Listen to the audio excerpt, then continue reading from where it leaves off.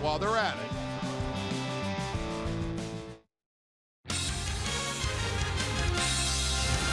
He struck him out. Clear the deck. Cannonball coming.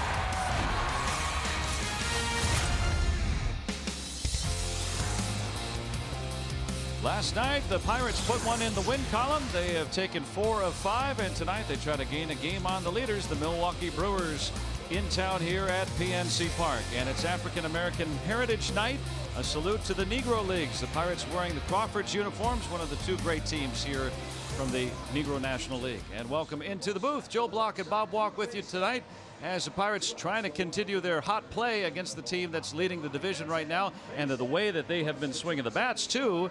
That's been a big reason why they've been winning. You know, sometimes you don't really need the whole lineup to be clicking. You can jump on somebody's back that's kind of in a hot game, and that's been what the offense of late has been doing. You remember Polanco got that really good game, and then Marte, the big game with the bat with the big home run, and then last night it was Mercer, knocking in the 4 runs. So it's been a hero, a specific hero every night, and I wonder if that's what it's going to take again tonight. Who's going to step up and be that guy? Yeah, there's somebody different each night, and someone different on the mound each night as well, with Nick Hingham getting the ball this evening. Last time around, the rookie was very sharp. Yes, he was very sharp. A nice little rebound from his previous start. He's always been very sharp, though, here at home. He loves pitching in this ballpark like almost all of his teammates do. So I think he'll do a good job for us in tonight's ball game. Yeah, Hingham with an ERA under 3 here at PNC Park tonight. The site of Game 2 of this 5-game series. Pirates and the Brewers on a Friday night, and it's coming up next right here on AT&T Sportsnet.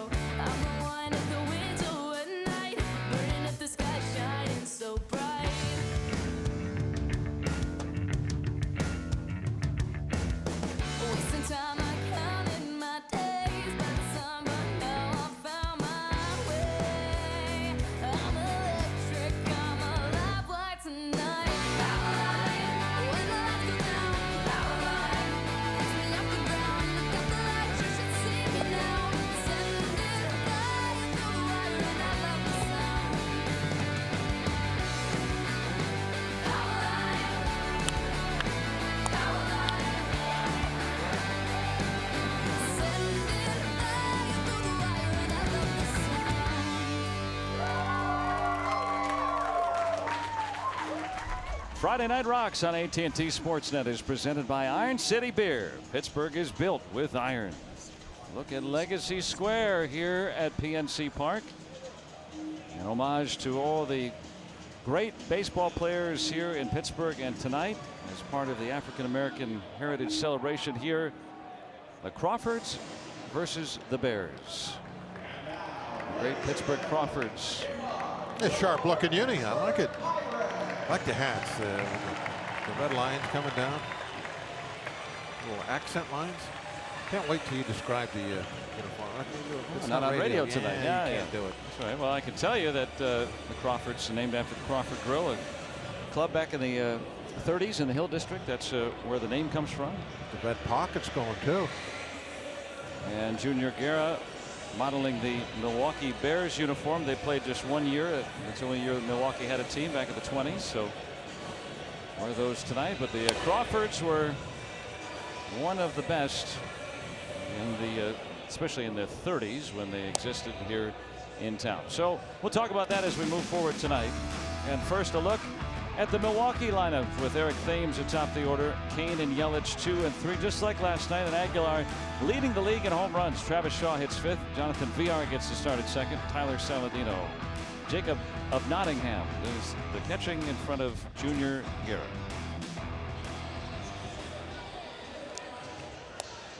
Hingham finishing his warm-up tosses. ERA at 4.26, but Joe, as you mentioned, a little under 3, correct, here at PNC Park. Very seldom have we ever had a pitcher that didn't like pitching in this ballpark. It's very fair. A lot of hitters' parks around baseball, but this place is a fair ballpark, and you do your work, and you'll get rewarded. Yeah, let the Honda defense do the work for you. The Pirates men behind him tonight with Jordy Mercer at short. Josh Harrison, his double play partner. Moran and Bell on the corners. Dickerson, Marte, and Polanco from left to right in the outfield. And Francisco Cervelli back behind the plate for the Crawford Grill tonight. Yeah, they play not too far from here, in fact. I like that Crawford Grill. Yeah, just nearby in the Hill District back in the 30s. That was the heyday of the Negro National League. Hey, where are we going after the game? We're going to head down to the Crawford Grill. Yeah, that's right. Gus Greenlee's old club. Trying to weave in some of the history as we bring you baseball here tonight.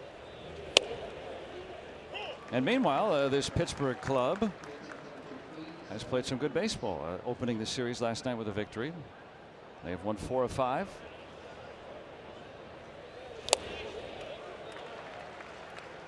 Like a nice changeup. Jamison Tyone with a very nice start his last time around yesterday. A couple of dandies in a row now. I hope that's going to be what he does. Get on a roll. Hingham already on a roll. 3 pitches and 1 out on a strikeout. A breaking ball, he kind of backdoors it, brings it from outside right over the outside half of the plate. And really right there. Can't be complaining about that call. So Thames is pretty much seeing the offerings from Hingham. Also added a slider earlier this year. It's the only thing he didn't see in that plate appearance. Lorenzo Cain. He's an all-star. Milwaukee now with 5 all-stars. Jeremy Jeffress named last night as a replacement.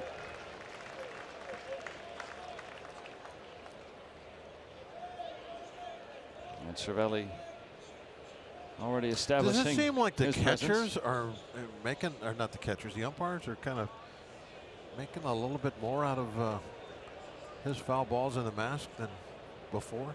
Like maybe they know that. Oh, I'm sure that, yeah, I mean, I don't know. It's like every time he has gotten hit in the mask since he came back, the umpire has talked to him a little bit.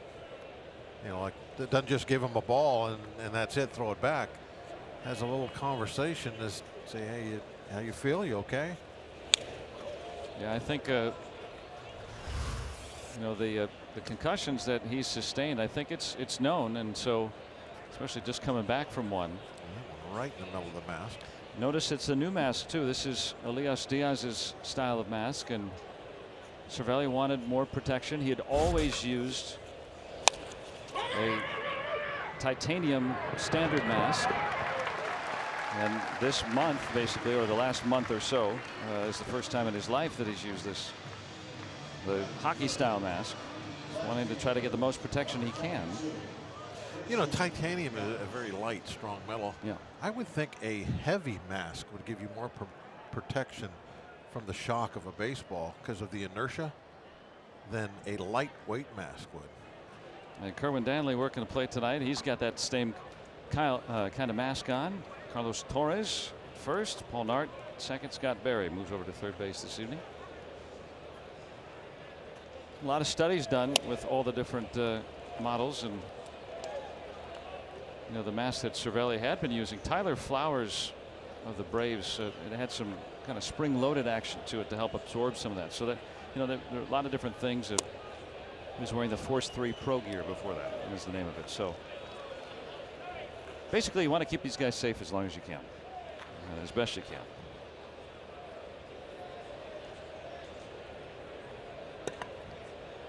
Two outs, base is empty, but 2-0 on Yelich, also an all-star. Hingham makes him look like also-rans in the first. And now the Pirates get to swing the sticks, or should I say the Crawfords.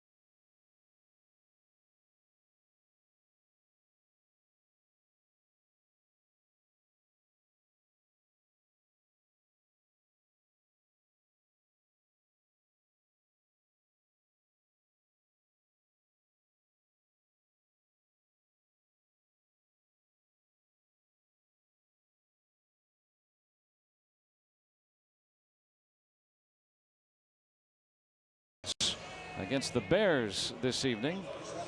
The Bears. Pittsburgh coming to bat tonight. The RAV4 lineup for Clint Hurdle's 9. Corey Dickerson atop the order with Starling Marte and Gregory Polanco 1, 2, 3. Cervelli will clean up in front of Colin Moran. The Joshes, Bell and Harrison. Then Jordy Mercer, 4 RBIs, 3 hits last night. That's 8th, as he customarily does. Who's going to be the guy tonight? That's what we were talking about. Yeah. Special commemorative plates on the bases. Crawfords versus Bears. Junior Guerra. Pretty good stat line. Opponent batting average on the low side. And almost as many strikeouts per innings pitched. Real close. Pretty good fastball, not overpowering, but decent. Low to mid-90s. Splitter. Curve. We'll be watching that splitter, that fork ball, right, all night. He's kind of back to his old form, isn't he? That from a couple years ago when he came on as a 31-year-old yeah, rookie. it was kind of odd when where'd this guy come from? At that age to burst onto the scene the way he did. And he has helped anchor this Milwaukee staff. This has been one of the best pitching outfits in all of baseball, and I don't think a lot of people thought that. Which is very surprising. My scouting report of them at the beginning of the year would have been, well, these guys can hit. They're going to score a lot of runs, but I don't know if they're going to have pitching to compete. And I couldn't be further off the mark. I was right there with you in that thought, but looking at the starters have held the fort down. The relievers, that bullpen has been something else, and getting Wade Miley out there back from injury, did okay. Kind of got out of some jams, but still kept the club in the game. But they got 2 relievers in the All-Star game. Neither are their closer, and that just shows you a little bit about why Milwaukee's been a first-place club this year.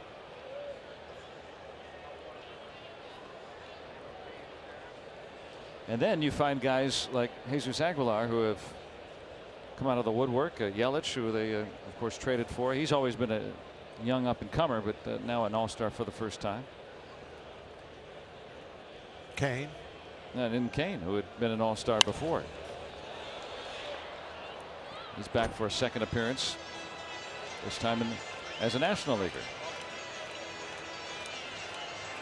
So a myriad of reasons why Milwaukee is on top, but Pirates have them right in their sights. It's a long road. There's still quite a bit of baseball left to be played this year. So. It's got to win these games when you play them. Nice long at bat. I think that might have been your split finger pitch.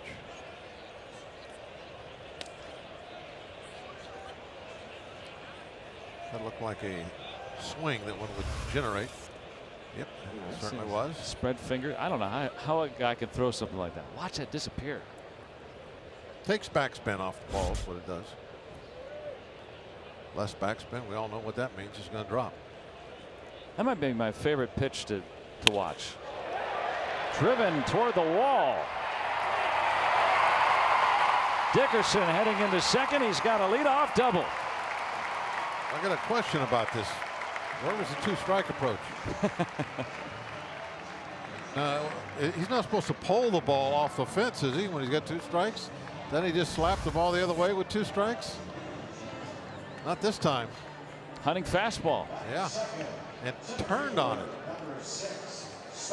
Yeah, wasn't really choked up. Yeah, hitter's intuition. Either that or he lost track of the count. But yeah, he hit that like the count was in his favor, and he was going to hunt fastball for a pitch, thinking, okay, I got that counts in my favor. I can play around here a little bit. I can maybe do a little guesswork and charge out after a fastball. He's such a savvy hitter. Jeff Branson's got to like that. Well, Guerra in a bit of a mess to start. Hottest hitter going right now in this Bucks lineup. Starling Marte's hitting 9 straight. Well, it might not be one hero tonight. There's a couple of guys hitting it hard. Maybe it's you. Maybe it's you.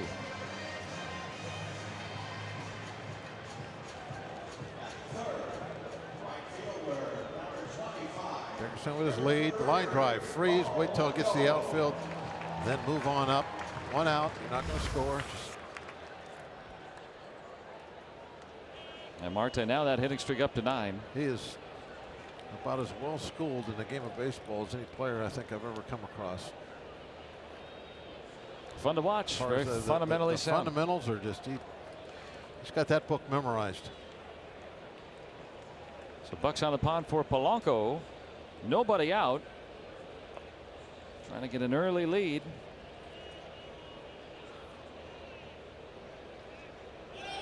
Marte takes off, and he's going to swipe the bag. He's in at second with his 24th stolen base. Yeah, got a great pitch to run on. Took off on that split finger pitch, and a lot of times those are going to bounce. Now, did he know that he was going on a split finger pitch. I don't know that for sure, or if it was just guesswork, or if he just decided, hey, I'm going on first pitch. He's in there, back among the top. How many does he need now to get up to Frank Tavares? Yeah, There's one behind him on just the one? all-time list. Pirates all-time list. Polanco in a hitter's count. Heck, he might get that tonight. He already has one in the first inning. Gregory with the team leading 13 home runs and 47 RBIs.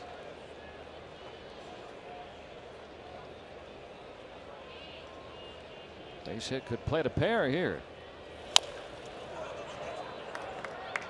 That stays fair. Dickerson is in. No one. Polanco thought it was off his foot. Did they call that foul? They call it foul. Well, no one at first base said anything. All right. I just looked at the first base umpire, and Carlos Torres never went up with fair or foul. So let's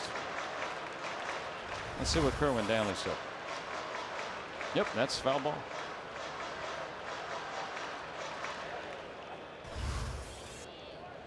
Oh, it works perfectly. I mean, that's what you're trying to do. You're trying to pull the ball over there. You score a run and move Marte to third with just one out. He wants to get out and hook a ball to that right side. That would have been one to hook. Trying to bring him in more than half the time. Runner at third, fewer than 2 outs. That's Dickerson there after his leadoff double. Got Marte at second. Now full.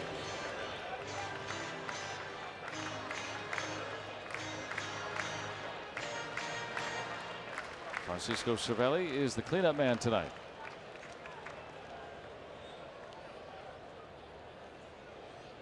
Got the base open.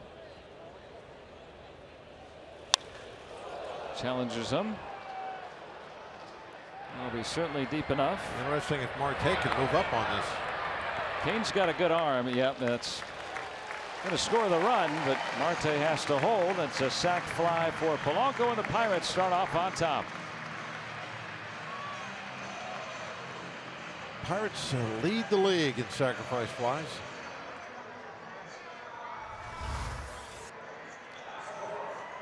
Good one to get to the outfield. Well spelled high.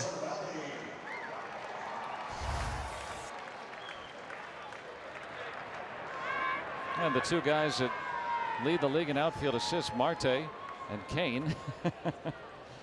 Kane keeps Marte from advancing.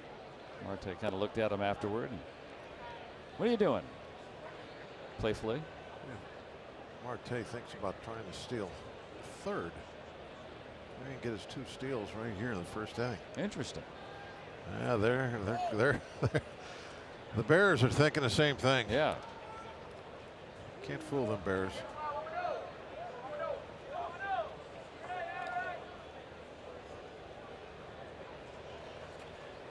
Try to get there with 1 out. See, now that was a little trickster there. He never even looked at Marte that time. Looked at him about 3 times before he stepped off, and then never even looked back and went home. Makes it hard on a base runner because you can't. Is he going to look back once? Does he look back twice? There's 2 looks. You can't time a guy when he's doing that kind of stuff. Can you guess, like, okay, 1-1, I think he's going to throw, I'm pretty sure he's going to throw a splitter here. So maybe this is the pitch I run on. I mean, is that kind of what goes on, or do you have to just. Stealing on second base, yeah, I'm sure that the count and what might be thrown comes into a base stealer's mind. I don't know so much about stealing third. Stealing third, I think it's more about the jump you're going to get. It's a very short throw for the catcher. The only way you can be successful, you got to maximize that jump. If they do a good job of holding you on out there and varying the look so you can't get him timed, tough base to steal. But if they don't do that, it can be a very easy base to steal. Got a rookie catcher, Jacob Nottingham, back there. Thrown out 1 of 5 so far. Not really able to get much of a feel there. Eric Kratz was the catcher last night. Stole the first base of his career at age 38. Nottingham pretty good in the minor leagues, though.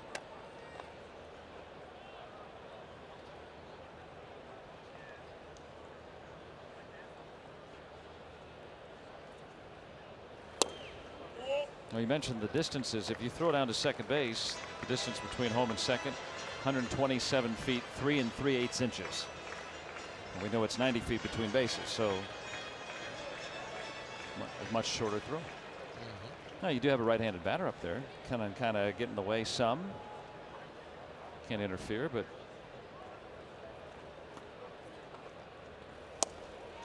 but he's a catcher, and he's a nice catcher. That means he's going to get out. He's going to, you know, they got that catcher thing going. Oh yeah, he's not going to get in his way. He's a nice catcher. Yeah, you know. I forgot the nice catcher factor. Yeah, it's always a factor. Guerra having some trouble here in this first inning. 21 pitches. You know what I'm not impressed is the M on the hat of the Bears. It's just very plain, isn't it? Well, this is there wasn't much thought. 1923. We didn't have Photoshop no and Keystone serifs or anything. No, that didn't even come to the late 40s. The Keystone serif. Yeah, for the Pirates. Yeah. You know, block letter That's C. a nice looking C right there. Okay. Look how it comes. Look how far it comes off the hat. Well, that's just a modern day raised stitching. They never had that back then. We don't know that for sure. Have you ever looked at it? Yes. A real Crawford's hat? Well, not a Crawford's hat, but all the hats of that era were all single stitched, just real bare bones. Now it's all this, you know, thick, beautiful stitching. I'm a nerd, man. I follow this stuff. You're a hat nerd. I like logos and things. Yeah, I know a little bit about it. Colin Moran could never look better, right? Matching beard and the. It's beautiful. Yeah. I wish we had some red helmets just for tonight's game. Maybe Cincinnati's on the road or something. Yeah, we could have borrowed them. Had a C on there. Could have worked. Yeah.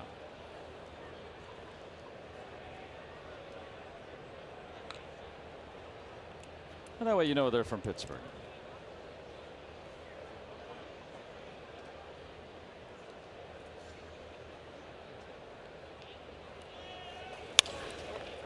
Rolled foul. Everyone's got shirts on tonight. Cool.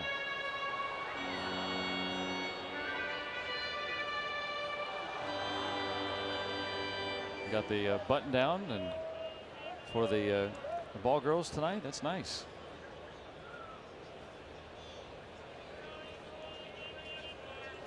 There's one of the giveaway shirts tonight.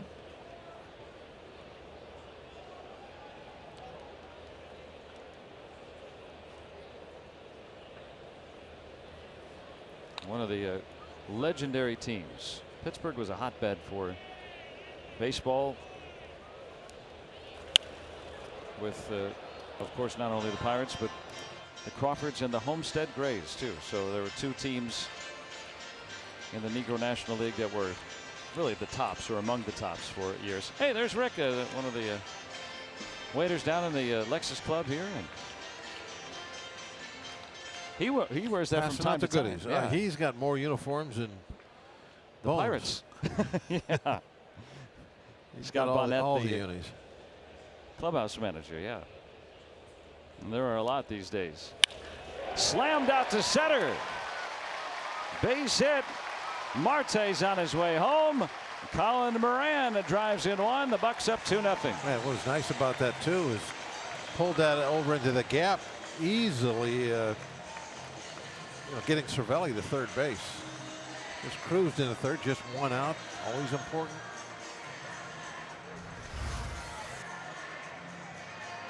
Meaty pitch. Yep. Right down the middle. Belt high.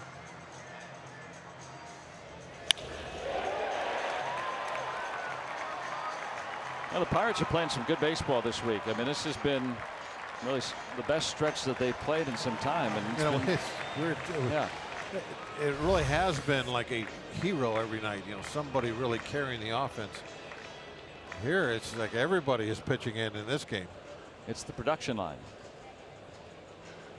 Keep it moving. Everybody's been productive of some sort. Even the out that was made brought in a run. So Moran with RBI 37 in his rookie season. Now Josh Bell will try his hand.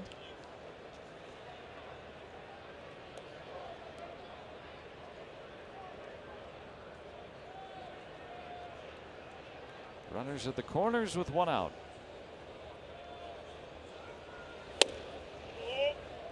Looking ahead to this inning that's running up Guerra's pitch count. Oh, he's 28 already.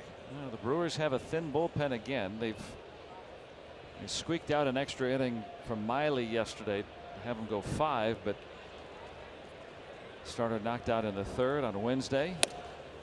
To make a roster move again today to get another pitcher up from the minor leagues just for depth.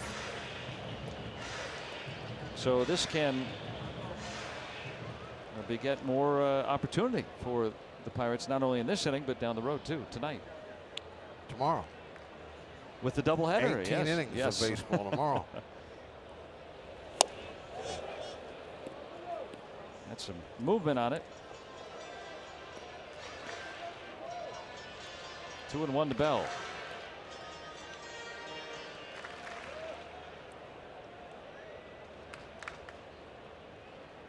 Cervelli at 3rd after his walk.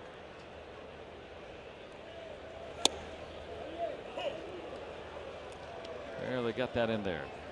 Fastball at 93. Pirates have been patient too against Guerra. They were patient last night. How many walks to get? 9? I think it was 9 walks. Now it's full.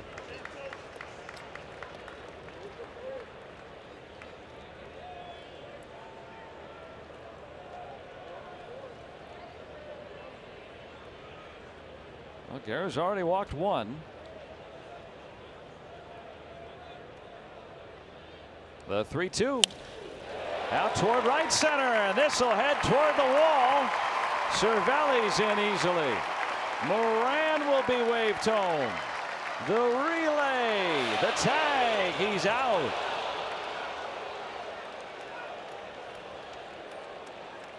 RBI double for Bell, but the second out made at home.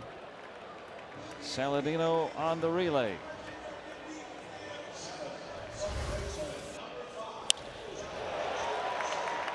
Now looking at calling it, pretty much read it right, took off right away, but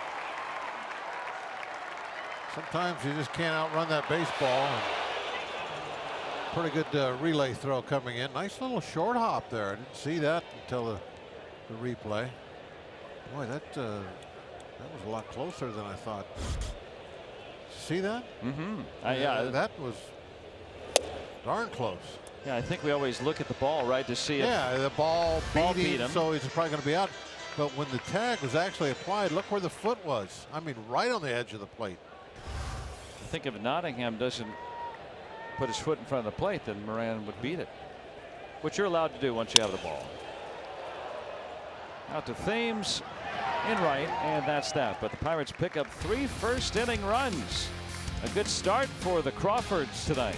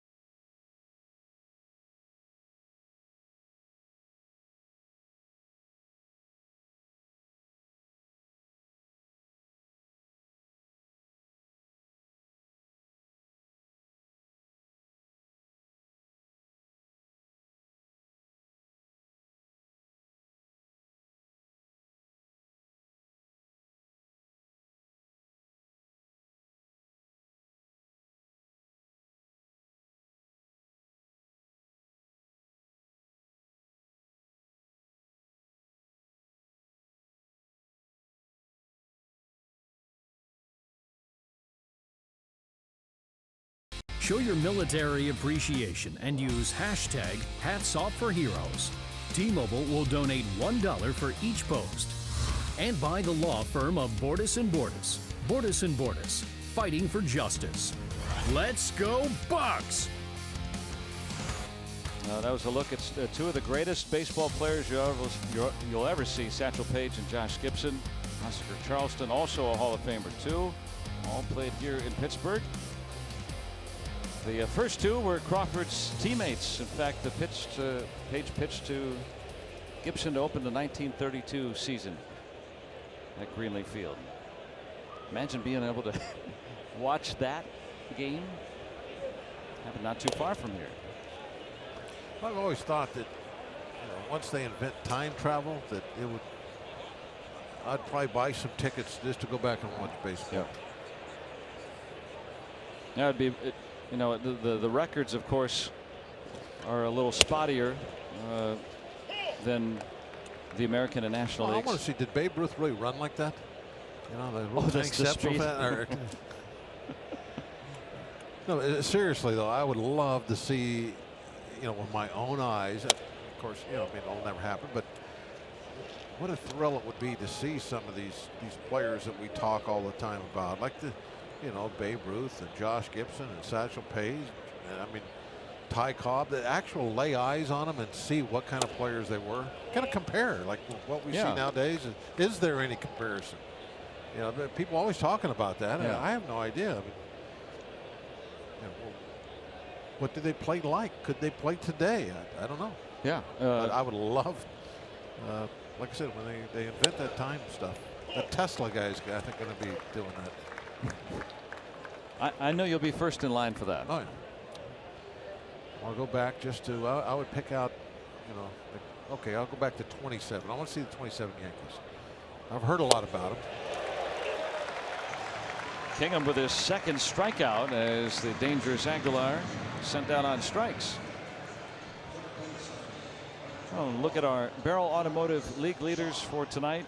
You look back at Satchel Paige after integration. Finally, Paige a chance to pitch in the major leagues at age 45 with the St. Louis Browns. 12 wins, appeared in 46 games. Many of those were starts as well. Also saved 10 games. That was before the save was a stat. And was an all-star that year. At 45 years old, he pitched in a game at age 59, did Satchel Paige. That was more for show, but he could still pitch effectively well into his 40s. Imagine what if we could have seen him in the 20s, 30s, and 40s in Major League Baseball. And there were people here in Pittsburgh that did get to see him pitch. And that's why we still talk with such great reverence.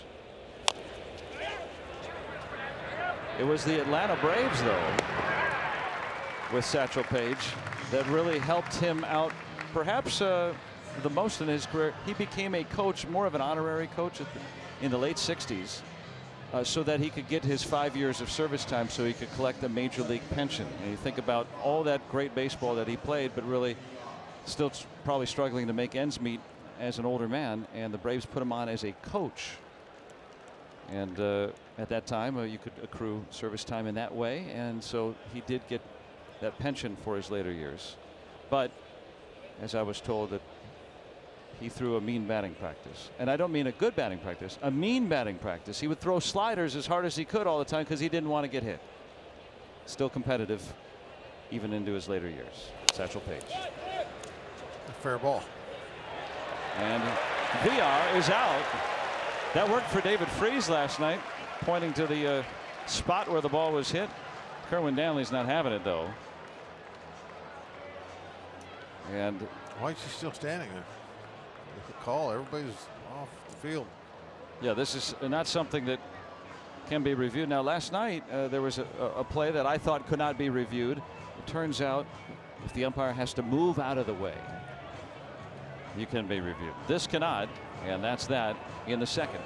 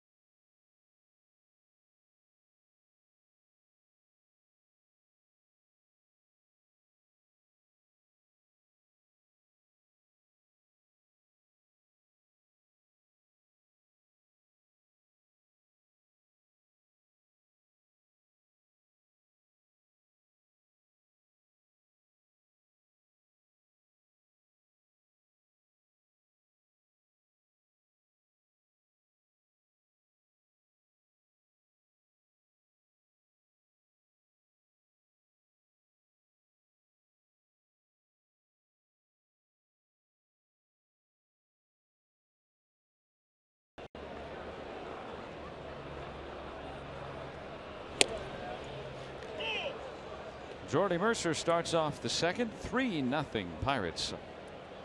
And Jonathan VR still protesting where that ball was. Funny enough, you and I were talking about this last night, that the configuration of the batter's box, there's two things. One, the catcher's box is kind of pointless these days.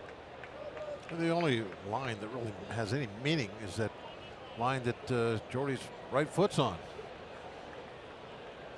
Batter's box, the rear of the batter's box. They could just put two lines back there and be done with it. But it also doesn't allow the foul lines to be completed. You have to use an imaginary. Yeah, they could bring the foul line right to the plate that way. Yeah, and that was probably part of the contention for VR. Ending last half inning. But the out has been recorded.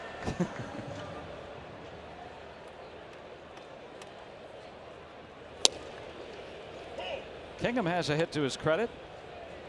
It's a big one. Knocked in a couple of runs, hit it off left field fence. He's got a batting average now. He was the guy that carried the offense that day. Pretty much. He carried everything, did the pitching and knocked in the runs. They'll play the pitcher shallow, as they should. Most times. Well, that's why he got that extra base hit that day. They were playing him cheap in left field, and he hit it over their head. Well, Garrow with a bounce back second so far against the bottom of the order. 2 straight strikeouts, each on 3 pitches. Well, he's given up 3, so he's got to be zeros now. That's his allotment. Yeah, that's what you start with. Dickerson used up 8 of those pitches and then ripped a double off the Clemente wall. 2-strike double. Pulled the fastball.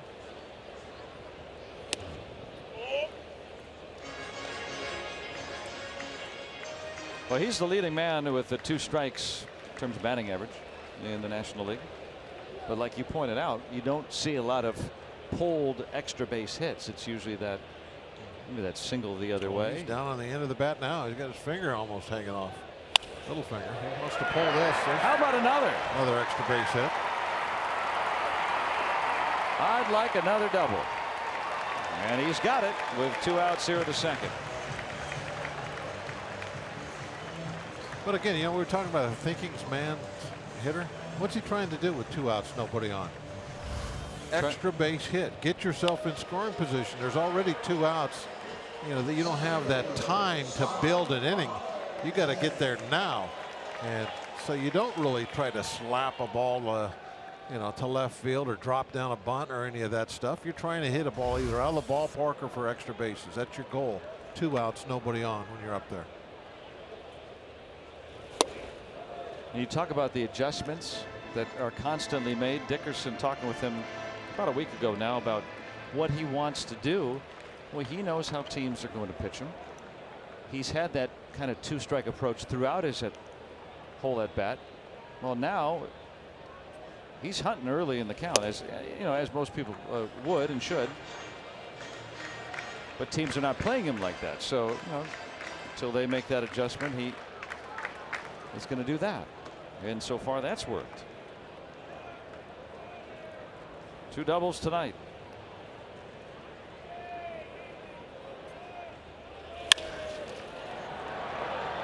Saladino on to first for the final out. Through 2. Pittsburgh up 3-0.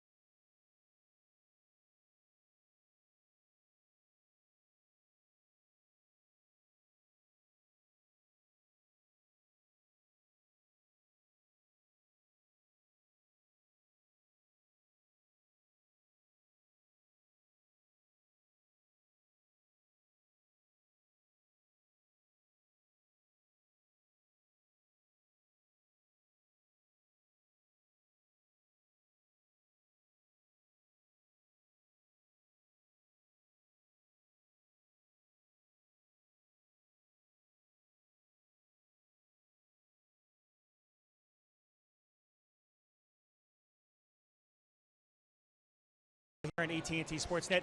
The Buckeyes, of course, kicking off African American Heritage Weekend here at the ballpark. And I'm going to ask our cameraman, Terry, to show you one of the cool displays that you'll be able to see not only tonight, but tomorrow night here at the ballpark as well. The Pirates and Carnegie Museum of Art's Teenie Harris Archives have put together a Negro League baseball memorabilia exhibit displaying the 1940 championship trophy, won, of course, by the Homestead Grays, Josh Gibson's baseball contract, which, of course, was signed in 1946, and various Teenie Harris film and photo action shots of the Homestead Grays and the Pittsburgh Crawfords. Again, something really cool to see for fans here at the ballpark tonight, and once again tomorrow. That's right. The doubleheader, twice as nice. 2 ball games and a very cool piece of history, guys. Very cool, Danny. Thank you for sharing that. As not everybody can get to Kansas City, where the Negro Leagues Museum is, and it is a really cool exhibit.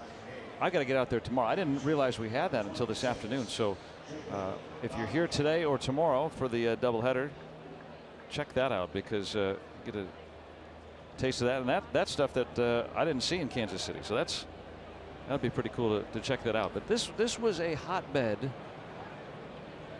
when baseball was before baseball was integrated. That Pittsburgh was in the 30s, especially the epicenter for Negro League baseball. So that's really cool to be, where some of the best baseball was being played, not only in the National League, but also the Negro National League as well, right here in Pittsburgh. They had no DH in that league either. Before that concept, thank goodness, right? Yep. Baseball was baseball.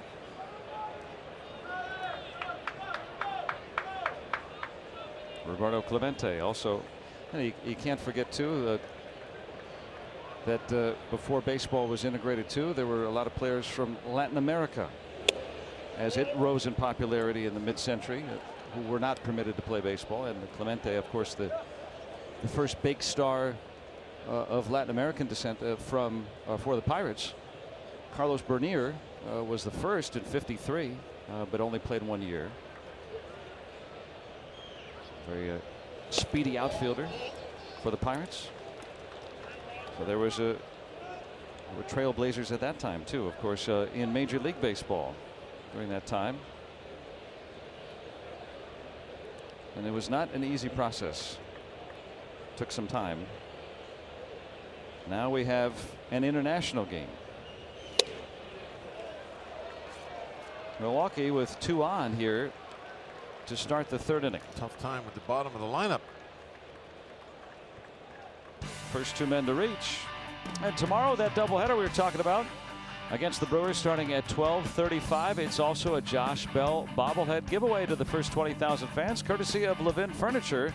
2 games for the price of 1 ticket. Pirates.com/bobbleheads for your ticket. And this is what you'll be getting tomorrow night. That is a good looking Bell bobble. Good looking. I like it. It's got the stance down perfect. Yeah. Now, if you get 2, can you make them, from both sides of the plate?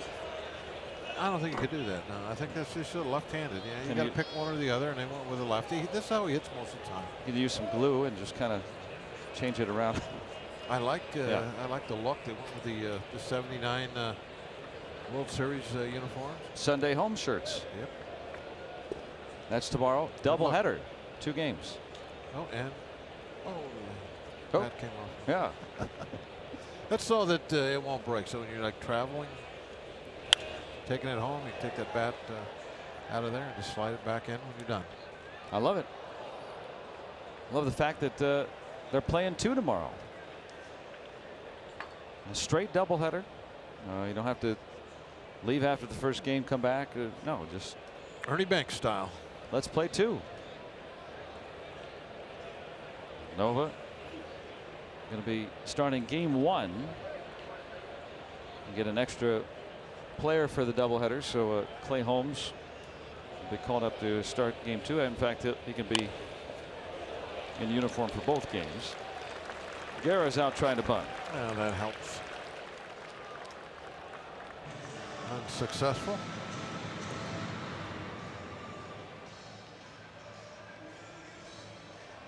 Council's been in sour spirits in this series. His club's been behind. Well, he's, yeah, he's pointing to the pinch hitter, I suppose. So yeah. I don't know if something's wrong with Thames, but Hernan Perez is going to pinch hit here in the 3rd inning. Thames are playing in right field. No. We'll find out if there's any reason. Misplayed a bit there, and that's going to allow a run to come across. One hit very hard, and that also led to that run coming across. It was rolling so slowly into the outfield. Took a long time for Dickerson to get to the ball. You don't normally talk about a bad route for an infielder, but kind of looked like he took too direct of a route at first and then tried to go back. Is that how you saw it? It was a kind of a late reaction, and he came forward. I think you're right. It was a bad route, but it was a late break, and then he was angling in almost like he was trying to get to a short hop.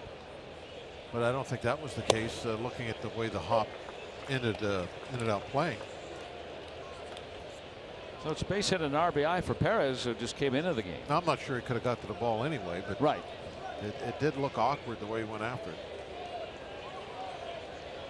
So 2 on and still just the 1 out. Lorenzo Cain bounced out his only time.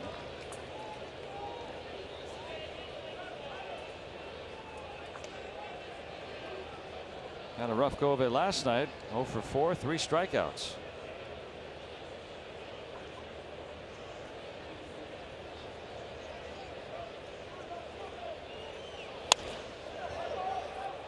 Spoiled foul.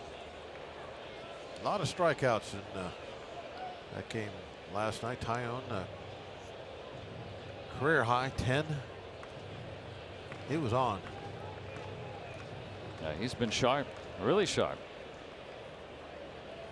Always makes Ray Searage happy. Ray.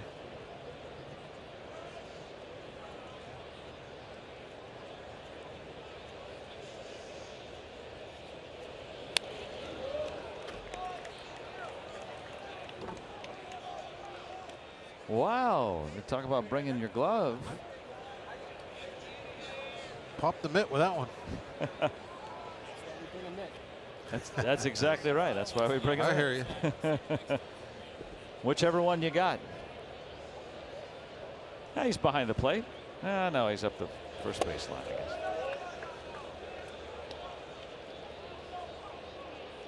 He's got the ball and glove logo hat. Oh, yeah, right? That's so a classic. And now he literally has a ball and glove, right? Yeah. Fashioned in the late 70s. Brewers should never use any other logo than that one. That was one of the best ever, yeah. I was told at one time that won some kind of award. Nick Hingham will get one for that double play ball right there, getting the All-Star cane. What he wanted. And gets out with just the 1 run.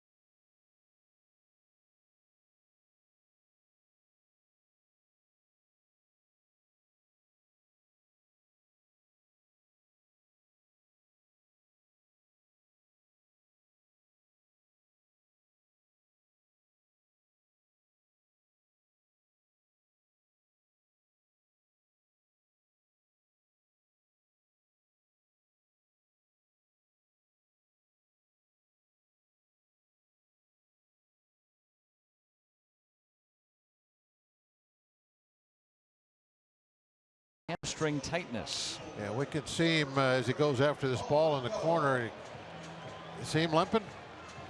Whatever happened, it either happened on that play or it was already hurting him, and that's where it really showed up. And that was the second to last play in the second inning. Did not come to bat when his next time came around in the order. So the jack of all trades, Perez, out in right.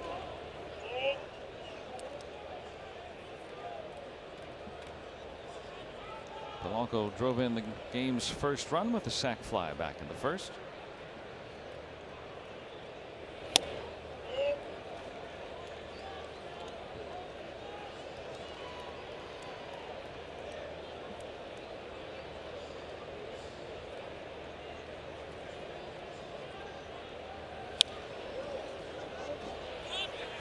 Next pitch will be Guerra's 50th.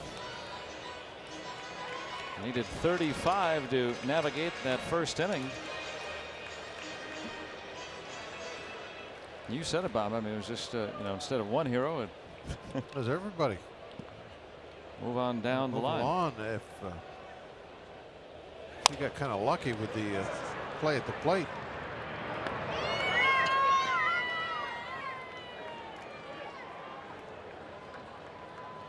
Polanco gone for the first out. What might have happened if he hadn't got that out at the plate with Moran? You're looking there at second and third, still one out. Or if he scores, it's 4 runs in with one out. A man in scoring position. Yeah, so he cut a break there. Cervelli walked in that inning.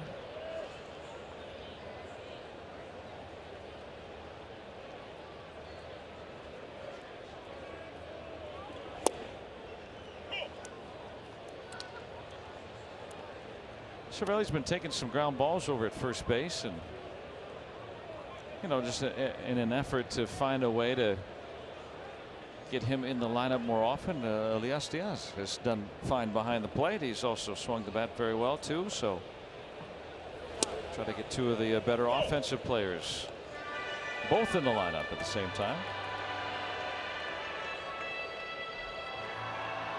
Always a connoisseur of the strike zone.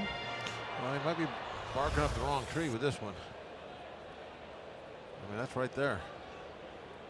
The whole baseball in the Magic Square.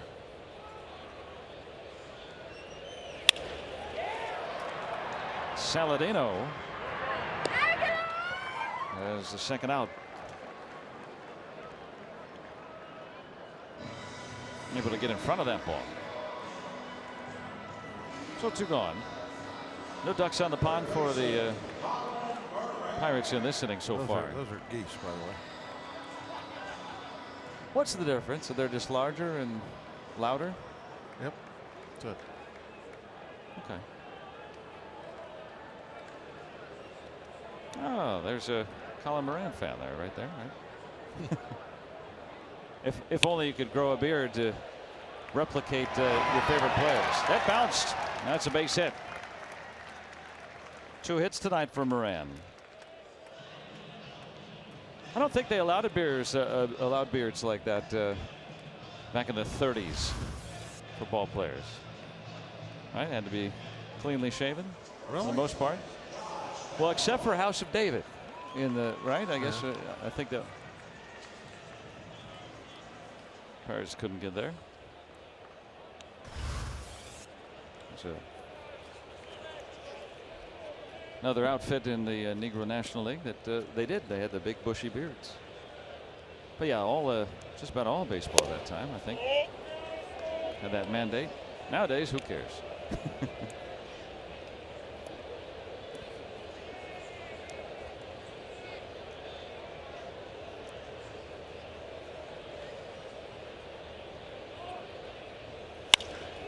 Slammed over short.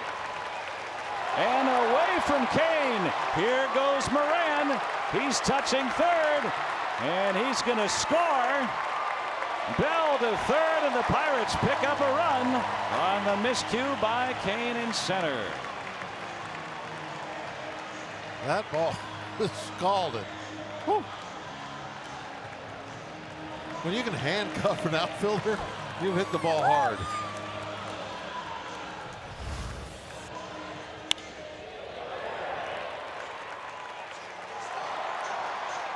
That had some oomph on it out there. Yeah, one hopper and couldn't handle it. Too hot to handle. Now, where's this hitting? Oh, in the wrist. That's going to leave a mark on Kane. I was wondering, I'm thinking how far away it bounded. You know, it was so strange to see, but Moran is in. It goes as a single, and then the error on Kane. I mean, how often, seriously, do you see a outfielder handcuffed by a line drive? and that wasn't like a real short in between hop. That was a long hop, but it had so much on it. That was hit at 112 miles an hour. Oh, it's a bullet. That's among the faster ones you'll see. Yeah, any kind of elevation on this one, and that ball's up on the batter's eye. Ouch. That's a sure-handed outfielder too. I mean, that guy's good out there, Kane. He's not very sure-wristed though. Not anymore after that.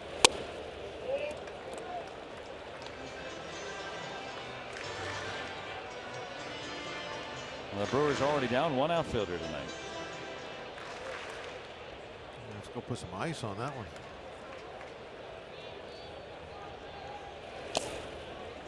Well, keep the inning going, all with 2 outs here. That hurts Guerra. 62 pitches. It's the 3rd inning. Their bullpen's going to have to get busy early again tonight.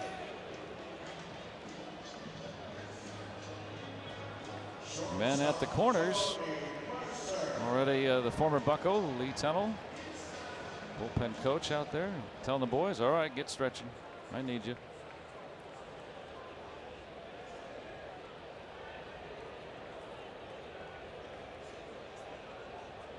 Mercer with 4 RBIs last night. He's got one more tonight.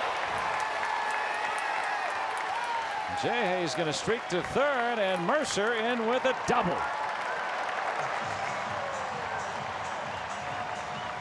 Not exactly just dropping in a lot of bloopers tonight either.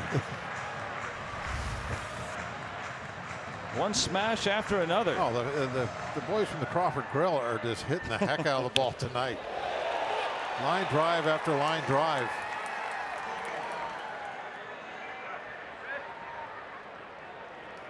RBI number 31 for Jordy Mercer.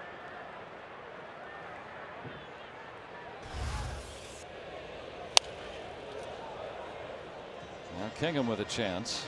This is Tester here now. If he gets a line drive. There's nobody throwing in the bullpen. You're down 5-1.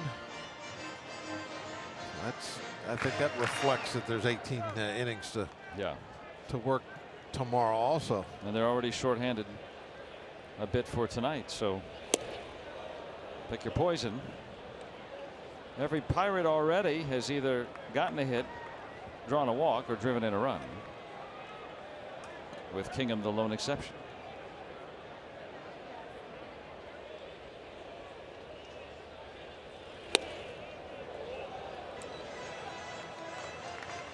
Hey, even if Hingham just has a 5-6 pitch at bat here, just to take a couple more off of Guerra's number. But he's been around a few years. I mean, it's smelling like Council's going to leave him out there for a while. Could not hold up that swing. Pirates pick up a couple of more with 2 outs, and they lead 5-1.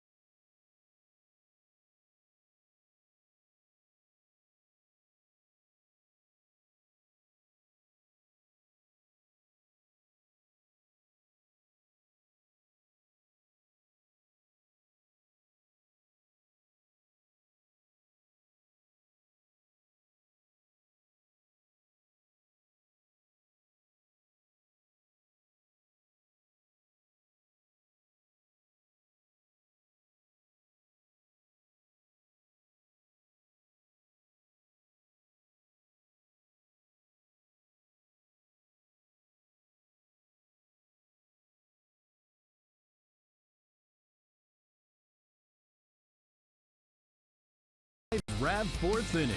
Toyota, what drives you?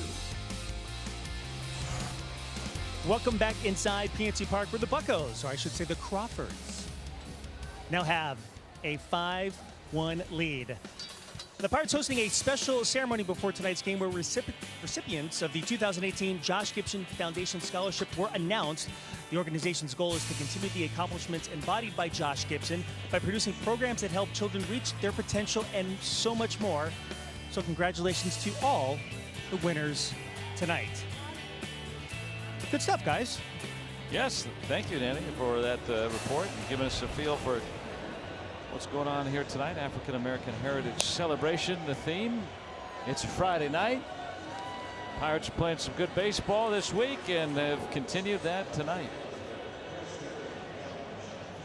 The weather is perfect.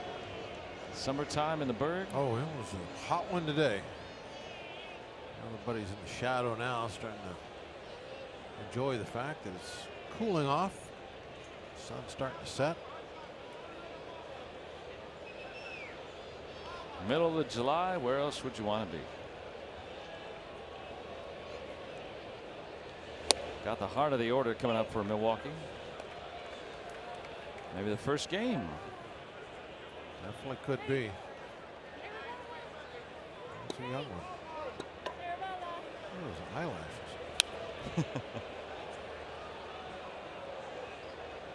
Bring the kids out. Oh yeah, another potential first game tonight. Yeah. Say hi. What about 6, 7 months there? 7 months?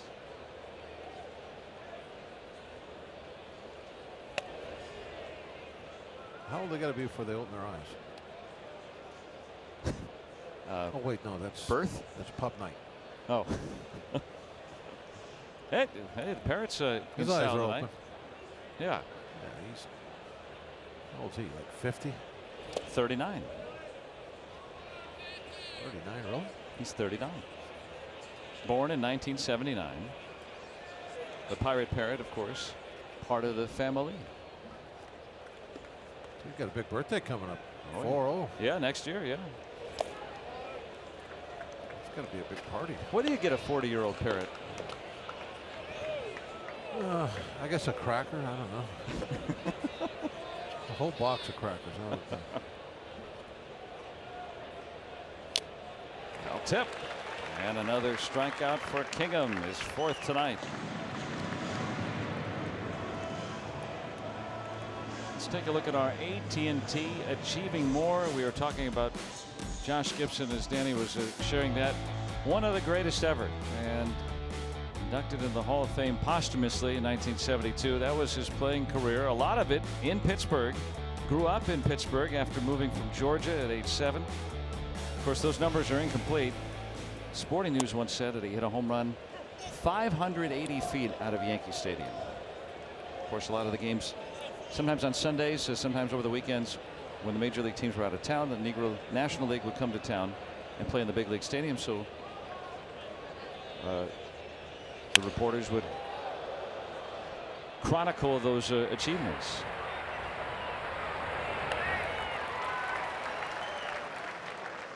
Aguilar is out for the second time against Hingham tonight. 582. That would be a long one. Think about where that would be here. Hit it out by the flagpole. It'd probably be over that little building. Just keep going. Keep going. Keep going. See those? There's the little building out there beyond the flagpole. So you're talking about hitting it maybe over the top of that. Yeah. Beyond everything. Kind of power he had. Catcher. There's a tremendous likeness at the Heinz History Museum of Josh Gibson. Yeah, the statue over in Station Square now that depicts him, one of the greatest baseball players in Pittsburgh history and in baseball history, Josh Gibson.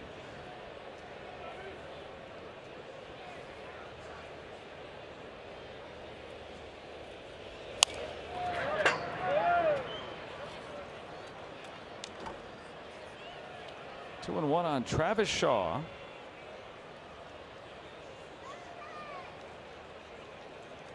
Hingham running into a little trouble in that third inning, limiting it to just a single run. Otherwise, no one's gotten on base. Got that double play ball. Yeah. It's always big when you get a possible inning to be able to turn two. Rangy Josh Harrison out there in that shift, getting the final out. And Hingham picking up another 1-2-3 inning.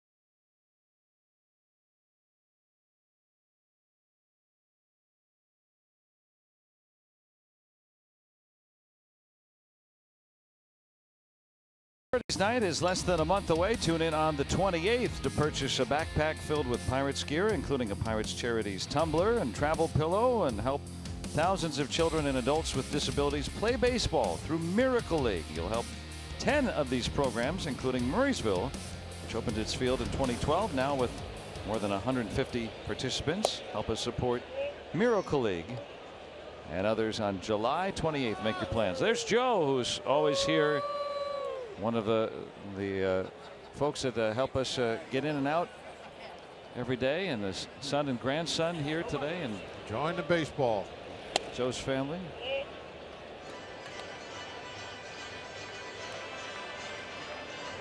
Dickerson leading off the fourth. I was wondering why we didn't see Joe today. Now I know why. Yeah, he's still here. Off. He's still here. Pirates Charities Night coming up on the 28th. That's 2 weeks from tomorrow night. You'll want to tune in. And benefits the Miracle League. These are just some of the items that you'll find in that backpack that you purchased. Now this is nice right here. That's a very. What is this? That's so you can. What is this for? Yeah, it's a head warmer. Oh. Yeah, you need one. Yeah, I don't have much up there, so. This is ideal. I mean, this is amazing right here. Look at this. Stainless steel. Pirate Charities logo. That is nice. And you know what I like about this is when you got a kind of a substantial nose like mine, it's dished. See the top? It's got the little dish. It's like the end of a baseball bat. So there's room for the for your nose. Okay, yeah, this is perfect. This one might not make it back in that in that bag back there. I really like this a lot. This is a neck pillow. I just figured it out. Okay. I knew you would figure it out. Dickerson nearly beating out that routine ground ball.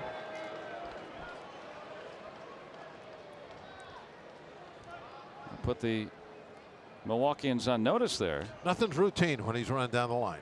He's not the fastest guy on the field by any means, but he's always running hard. Takes nothing for granted. So if you take your time. Yeah, if you take your time a little bit, readjust your grip on the ball a couple of times, he's going to beat it. Now, this guy here, he's got that sheer speed. He gets down the line faster than any right-hander in the league. I would have to say that. The style of swing he has, a lot of times he's kind of moving forward as he's hitting the ball. Always gets a good jump, and you mix that with how fast he is.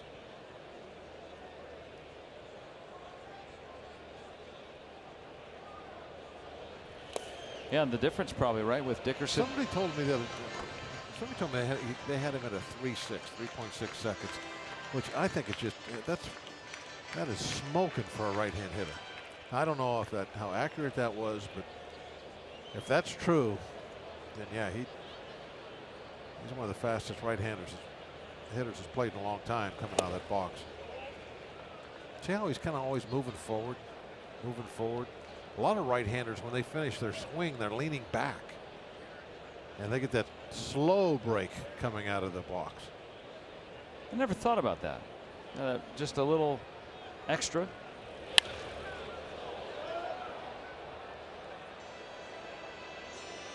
It is funny how, you know, a left-handed batter is just, they have an advantage. They're closer. A big advantage, yeah. Yeah. So he tries to make up for it with that lunge. Even on this one here, see how his balance is falling toward first base after the swing. A lot of guys are falling back toward their own dugout. Now here's a ground ball, but Marte knows he's out. He just kind of jogged that one down there. For television, that would have been nice if he did the same he would thing. have We known could what kind we of were compare. talking about. He would Yeah. Yeah. Let's compare. Showed us something. No, they both would have been out, but it would have been a closer play. Dickerson agrees.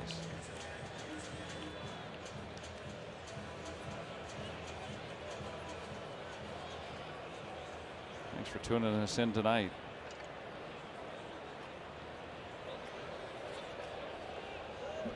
Cloudy, isn't it? It's as good as it gets. This has been fun. You got division rivals here tonight. Pirates won the opener yesterday. Got off to an early lead tonight. Yeah, it's looking good tonight.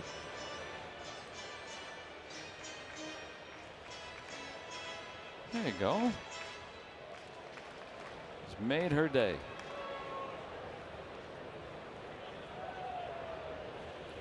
Those kids are smart too. As soon as they see that ball coming down there, they come running down the aisle. I mean, if you're home right now watching this, next time you're at the game, if you want a ball, you got to run down to the ball girls when that ball goes down there, and just you look as cute as you can, and you're going to get one.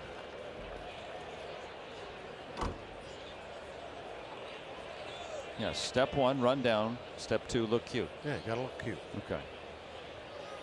Yeah, that'll work. There you go. Yeah. That look right there, either one of those, that'll get you a baseball. Yep. Got her one. Oh. Put your sunglasses on, then they can't recognize you. Uh-oh. Perez doesn't even turn around. What a shot by Polanco. When he connects, it could go a long way. He's hit home run number 14.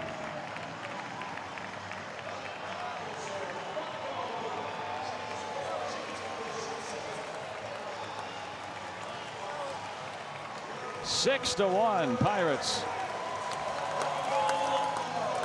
If you look cute, Blanco will hit you one. That's all you got to do.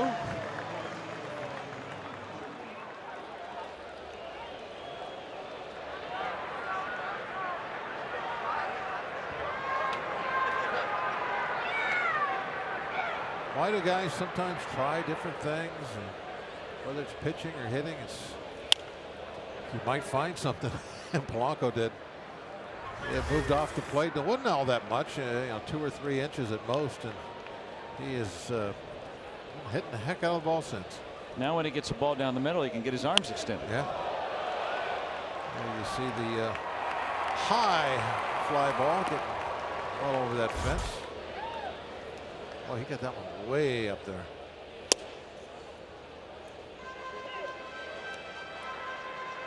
That's a pretty thing to watch. A left-handed batter with power in this ballpark. The ball over the Clemente wall. That's one of the things, and I've told you this before, that I love about this ballpark. When somebody does hit a home run, you get to see it where it's going to land because it's all open. I mean, you can even hit one into the water here. It's just so different than a lot of parks that are all enclosed. And I hit a wall. This is how far it would have went. Here you get to see how far it went. I saw Bell hit one during batting practice yesterday. I think it was yesterday. Might have been a couple days ago. It doesn't matter. But anyway, it bounced by a little kiosk out there in right center and went into the top of those trees in right center field. Something that would leave your mouth agape. Oh yeah. And just in this ballpark, those are impressive home runs. Polanco sends one to the seats. He knew it. And the Pirates spreading it around. They're leading 6-1.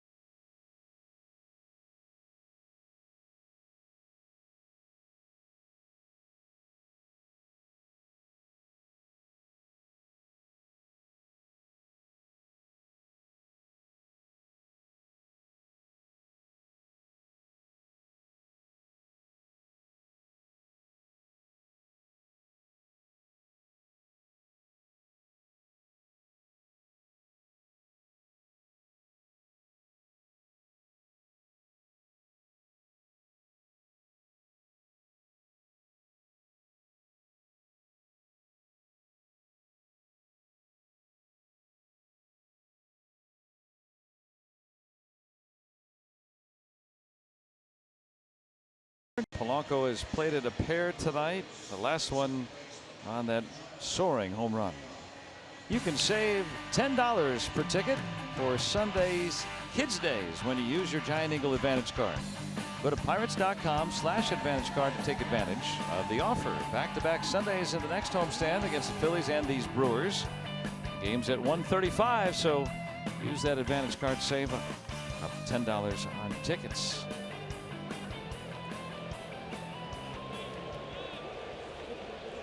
A little Italian ice, a little frozen lemonade. That was a cannonball for sure out there, right center. Sure is pretty when he gets those arms extended.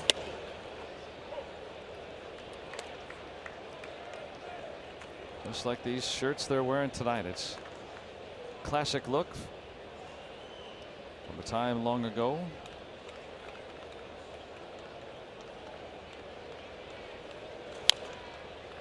I mean, that could be somebody's uniform today. Hey, that looks great.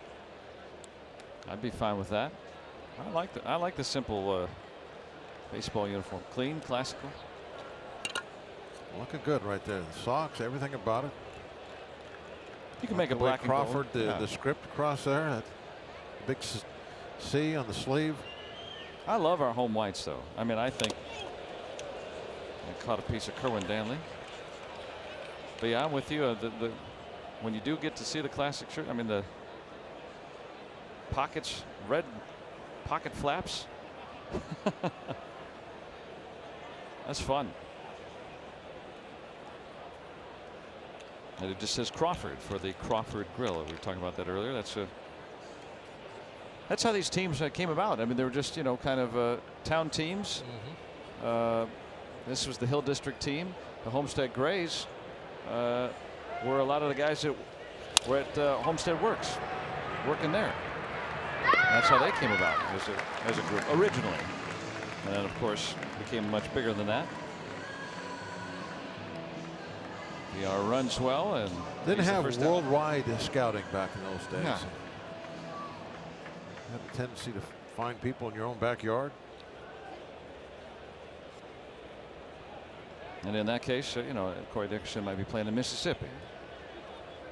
Instead, now there's major league players from all over the world. See, where would he be? Maybe Atlanta? Well, it depends on which league, at which time, or which area. Right. Well, I'm thinking nowadays. Yeah. If that's kind of the way it was nowadays, he'd maybe be in Atlanta. Yeah, that's kind of the. Houston. Maybe St. Louis. Yeah, could be.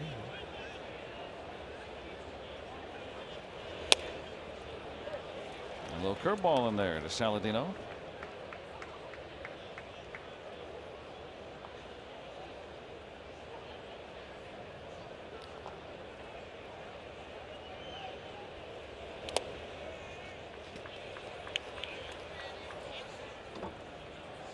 Activity just caught up today. Brandon Woodruff. Another one of these. Yeah. It'd be the third pitcher we've seen that was just called up today in this series. Yeah, Asher and Hauser used last night. They sent down Hauser just to try to have someone from the minor leagues, a starter from the minor leagues. Yeah. Soak up some innings. And they'll probably need another guy tomorrow if they can for a doubleheader. They'll have 26-man rosters for both.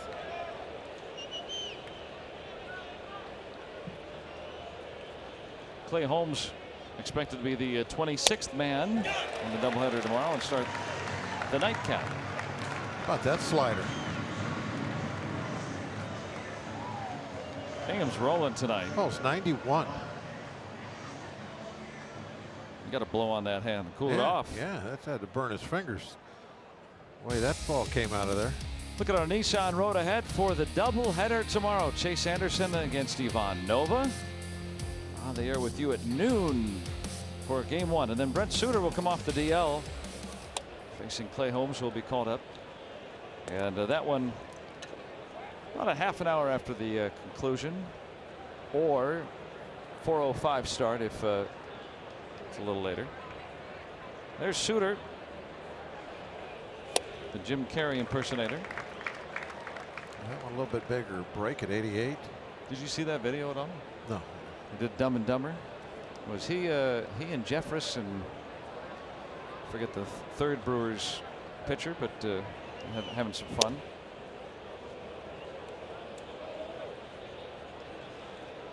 They'll get the start. The quirky lefty. I mean, in his delivery, not in his acting. His acting was really good, but it was still quirky.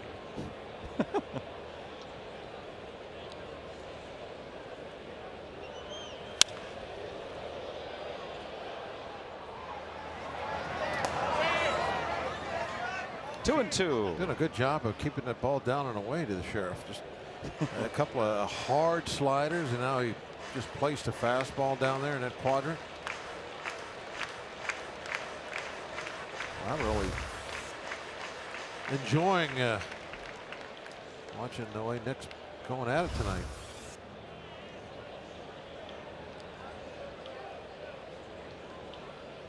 Hasn't been much of a shootout tonight. Another one right there. That's some paint. I'll tell you what, that's like a. Talk about it when we come back.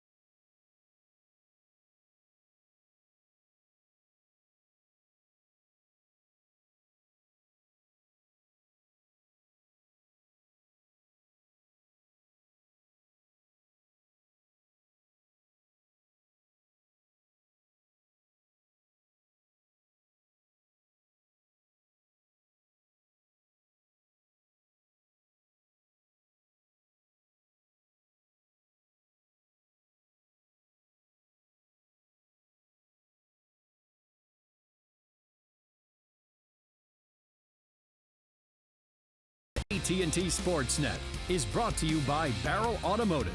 Check out barreltires.com and never overpay for tires again.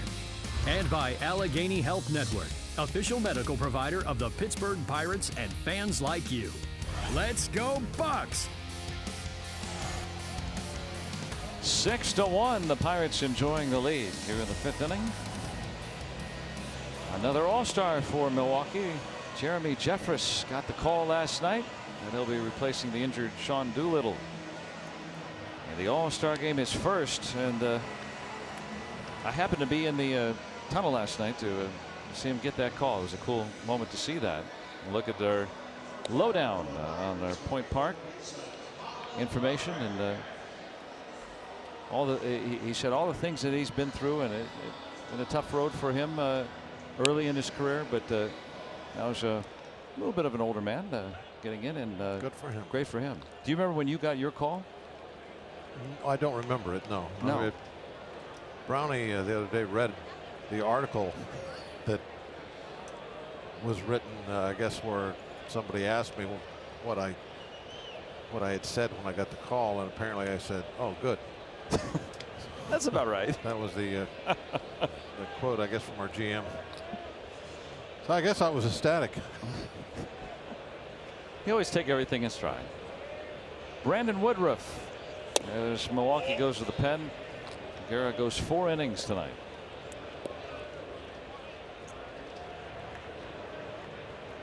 Moran a couple of hits tonight.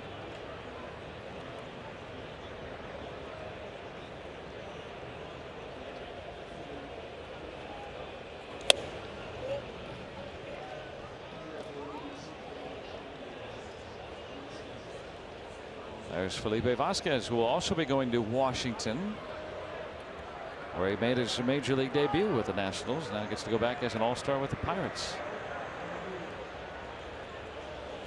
So that's especially satisfying.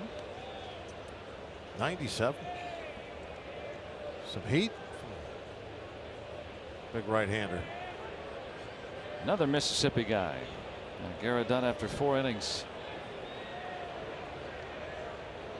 Not a good start. A rare poor outing for him. He's been really good. Pirates able to get to him tonight. Pirates been swinging better bats too. I mean, it's not just you know, we saw some good spells against some teams that have been falling on some hard times. They go and they win a series against Washington. These are the first place Brewers. They win last night. Again, one of the best pitching teams in baseball this season, and again they're doing it tonight.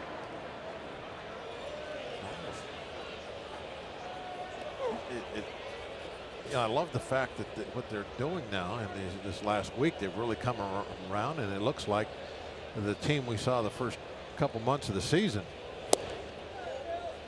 Playing complete baseball. But you hope that when they went off the cliff for a month and a half, that didn't ruin the whole thing, that there's still time. Thinking back on it, you can't change the past, but it would have been nice if they could have, after that real hot spell to start the season, maybe played 500 for a while and then got hot again, and we'd be right there. But it is what it is, and the hole is rather deep, but they've taken the first couple shovelfuls to try and dig themselves out of it. Helps when you have an all-around contribution. It's a lot like, you know, I think that you and I both talked about this a couple of times already. Early in the year, there was so many clutch hits, a lot of 2-out RBIs. We're seeing that again from the offense. And there was a spell there where the starting pitching had been hit pretty hard and knocked out of games early. Of course, that is very tough to overcome. Now back to seeing some solid starts. Another base hit for Bell. This time Kane able to glove it. 3 hits for Josh Bell tonight.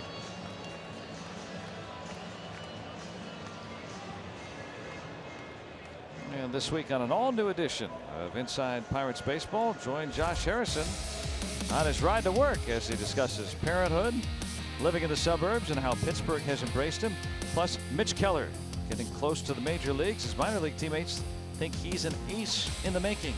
Those stories on our top plays debut Saturday after Pirates postgame.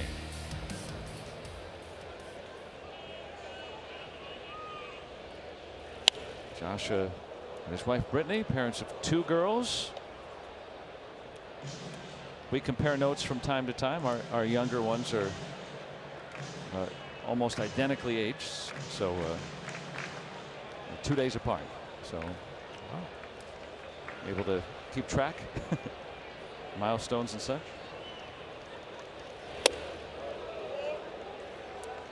You got her eating puffs yet? Oh yeah, she's eating puffs. Okay, good. What about popcorn? They're too little for popcorn. 9 months? Really? Too little, yeah. Our older one likes popcorn. Oh, that's the one I'm talking about. Right to short. High feed. Still true enough. And the Pirates gone in the 5th. So Nick Hingham right back out to work.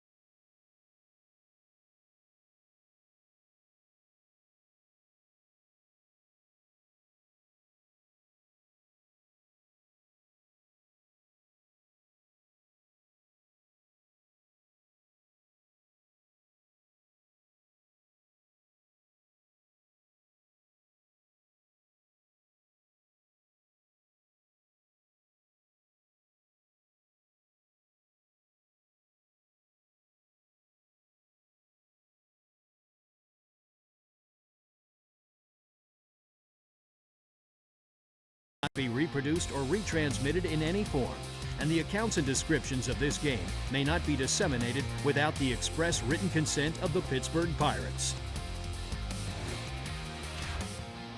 6-1. The Pirates have the lead on the UPMC scoreboard. Top of the 6th. Nick Hingham at just 65 pitches through 5 frames. In only 1 inning have there been any base runners against him. We were talking about Keller, maybe teammates thinking he's an ace in the making. Well, Hingham's pitching like an ace tonight. It just the combination of the stuff and the command. That last strikeout he got versus Nottingham, that was so impressive. That not only the pitches but where he was putting them. And oh well. Brandon Woodruff hits one out of here. Amazing. Well, the pitcher who was just called up today. How does that happen? He is his first career home run. So good tonight. And that you just got to chalk that up to just a very freaky event. I mean, they can't hit Hingham at all. And pitcher gets called up and hits a home run. He had won 2 years ago in the minors. First major league home run. Get out of Wheeler, Mississippi. How many bats? Does it say how many bats he has in the big leagues? Yes. I don't know if you can. That was his 20th plate appearance.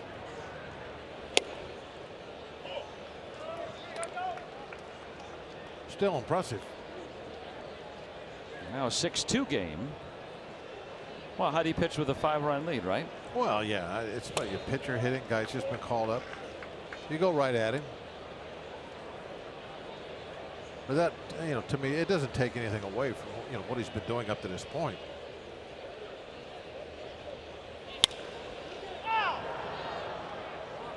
And Woodruff gets to brag on all his teammates.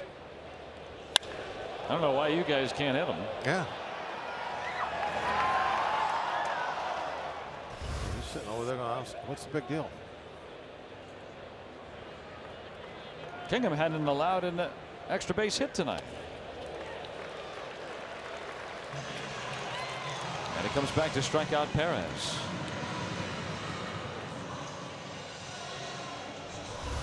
Seven strikeouts for Hingham. Change up, you think? Yep. Yep. Bottom just falls right out of that. A good command of that changeup. You want to get that away from that right-hand hitter. That's where it was.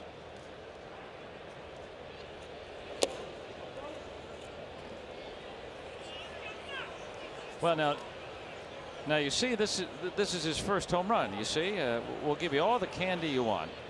I want a new baseball and 4 bags of cotton candy. And then I'll think about it. What do you mean I have to share? Yeah, Hingham right back to his old ways. Strikeout and a routine ground out.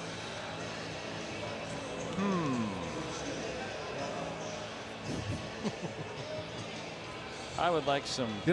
She's not giving up that ball until she sees some trade goods. The guy in the Pirates jersey gave it to her. He caught it. Gave it to her. Well, now it's the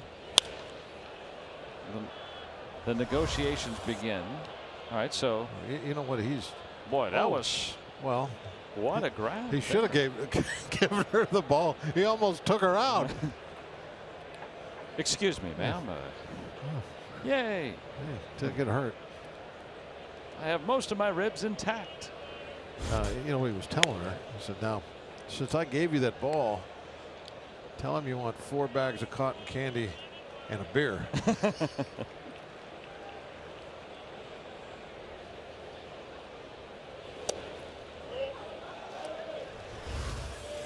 All right. There you go. Oh, hey.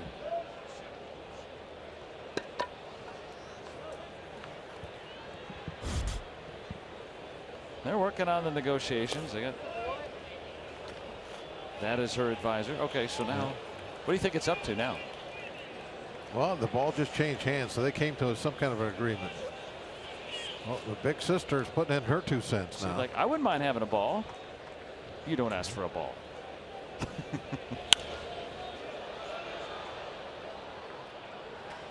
Mom put the clamps on that. You don't get a ball unless you catch it. I'm thinking it's 2 baseballs and maybe 2 bags of cotton candy and some popcorn. What do you think? I think that's good. Fair trade. Nick Hingham. All the regular position players can't hit him tonight. He's been really good. Now the Pirates on top 6-2.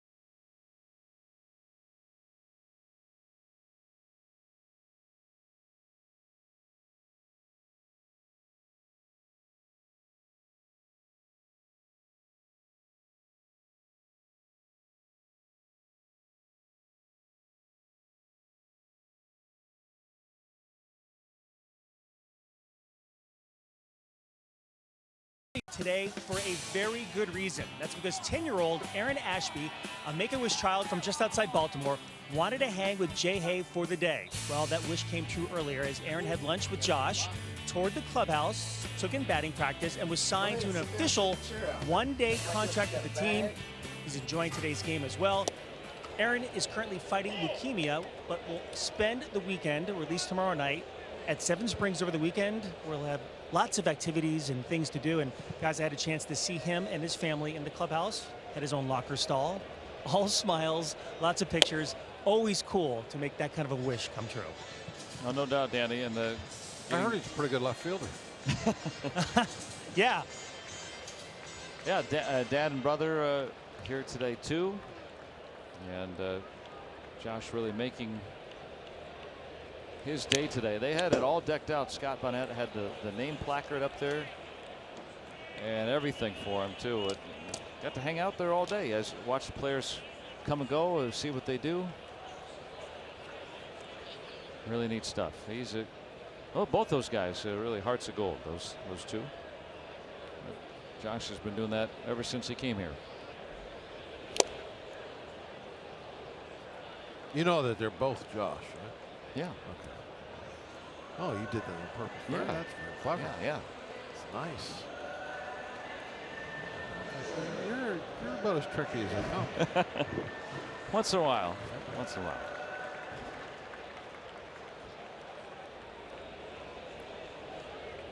Babe Woodruff. See if Hingham can get one back on him. Oh, put it in play. I'll leg it out.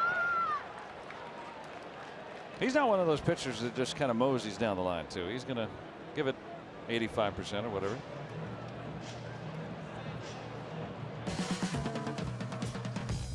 Nice to see Trevor Williams, another guy who, especially behind the scenes, does so much. For sure. And another heart of gold for him too. Recognizing Aaron with Bob Dunning and Neil Huntington. And Aaron signing his contract. Signed a contract today, this evening. Getting to stand during the anthem. Make-A-Wish does some amazing things.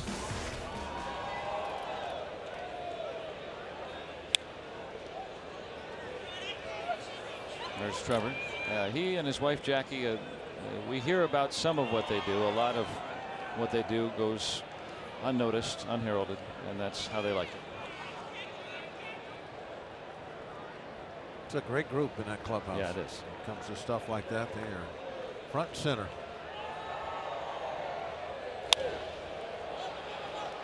High into that twilight sky.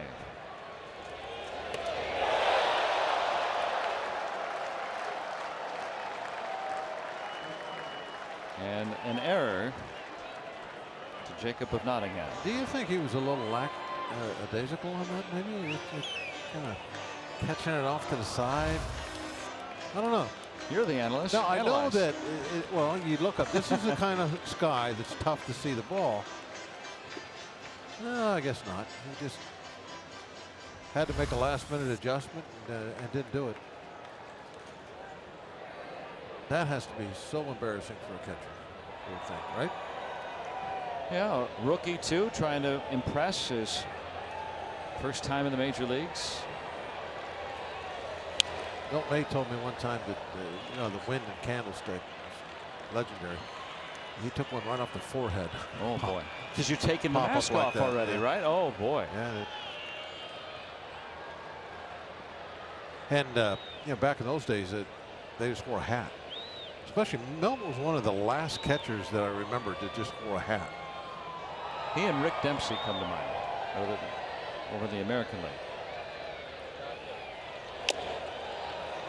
Expanding the zone, and that ends the inning. So the error doesn't matter. Well, the Pirates still own a 6-2 lead.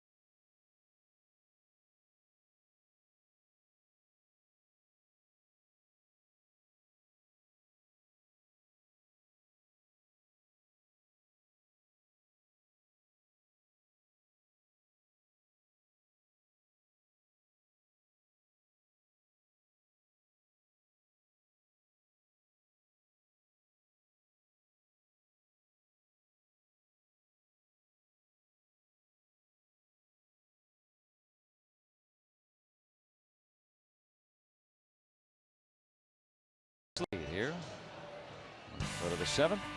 Coming up on Sunday, the Pirates will host these Brewers at 1:35. There will be a Pirates lunch bag for all kids 14 and younger, courtesy of Starkist. And every Sunday includes the #1 Cochran Family Fun Zone before the game out on Federal Street. And after the game, kids can run the bases on the field, courtesy of Rivendell. Go to pirates.com/kidsdays. Join us Sunday afternoon for some baseball. Bring the kiddos. A little extra fun. Yeah, Nick, don't overthrow that ball now. I think he tried to get a little extra on a two-seamer. Through the ground, bounce the fastball. Aguilar homered yesterday, 0 for 2 tonight.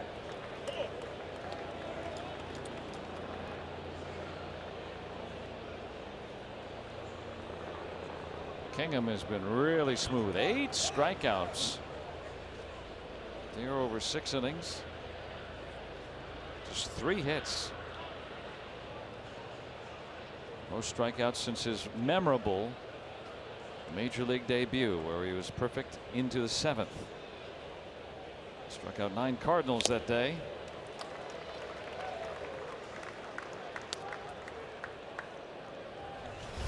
He's remixing his pitches well. Nice changeup. Right on right changeup. We've seen that a lot tonight. It's always, I think, the mark of a quality changeup when it's right on right or left on left. If you don't have a very good changeup, you're not going to get away with it very often when you're throwing it to the guys that hit the same way you throw. Very consistent all evening. Oh, another changeup. Strikes out Aguilar. 9 strikeouts, tying a career high for Hingham.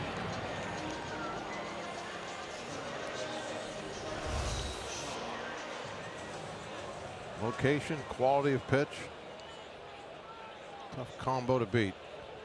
Look on our Allegheny Health Network Super Mode. That circle change, when he comes out of his hand, he comes off to the side of the ball and puts that little sideways spin to it and gives that changeup a chance to even drop more because of the spin. It's the lack of velocity and that spin that gives him that little movement at the end.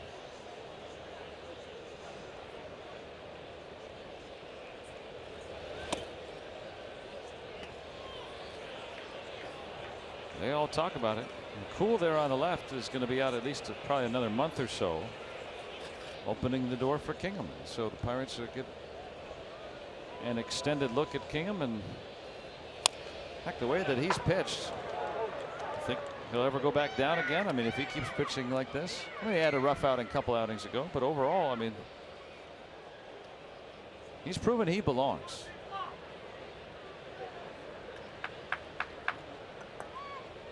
That's a good problem to have. Now they had a 4-man rotation in the outfield for a while. Maybe they'll have a 6-man rotation. Perhaps. For starters, who knows what they'll do. But they won't cross that road for quite a while. Cross that bridge, I guess. It's not like they're chickens.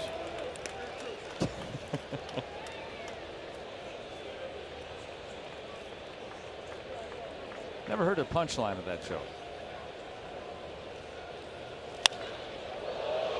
Got underneath it, but hit well. Marte carries out of here. A home run for Shaw. He lost that one for a while. He put his arms up saying that I can't see it. But it didn't matter because it was over his head, over the wall. Some strength from Shaw, his 17th home run. Now Milwaukee within 3 here in the 7th. That'll probably get the bullpen up. Of course, nowadays, anytime you hit 90 pitches, seems like the bullpen gets up.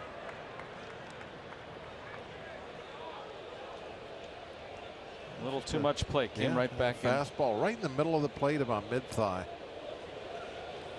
Started off away and came back. Let's see Marte with his arms up. Wasn't going to catch that one. That was well over the fence. Just enough. Yeah, I didn't think he got it all enough. I don't think Hingham did either. I don't think Marte did. I need to be 15 feet tall. Couldn't see it. It'll be dark in another 10 minutes, and then it'll be different. You can see how that ball landed. Plenty of juice to get over.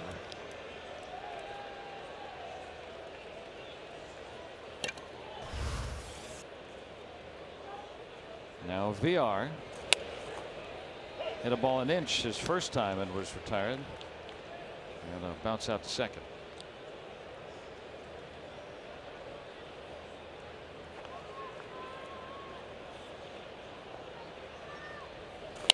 But I bet, you know, knowing you, I think you like what Hingham tried to do there. You know, he's not. Oh, yeah. He's not trying to walk a guy. You know. He's got at that point a 4-run lead as Santana gets up. If they're going to beat him, they're not going to beat him because all of a sudden he walks 2 guys and then somebody hits one out of the ballpark. No, they're going to have to do it swinging the bats. And that's not saying that never happens. Sometimes the other team, they're good too. They're going to go out there. They're going to swing the bats. They're going to fight back. But Hingham, especially tonight, he's not helping them out. He's going at him, being aggressive. Well, that one there, he chopped the bat. You can hear it break, but goes as a winner. Well, now the Brewers starting to have a little success against Hingham. They'll check on Santana down in the bullpen. As you enjoy a Miller Lite, look forward to the whole true moment later in tonight's game. I think that's going to be it. Yep. Yep, that horn means he's checking out. That horn is a call to the bullpen. So Hingham tying a career best with 9 strikeouts tonight. He'll deserve this round of applause. Pitched very well tonight. The rookie didn't look like one tonight. Hingham leaves with a lead here in the 7th.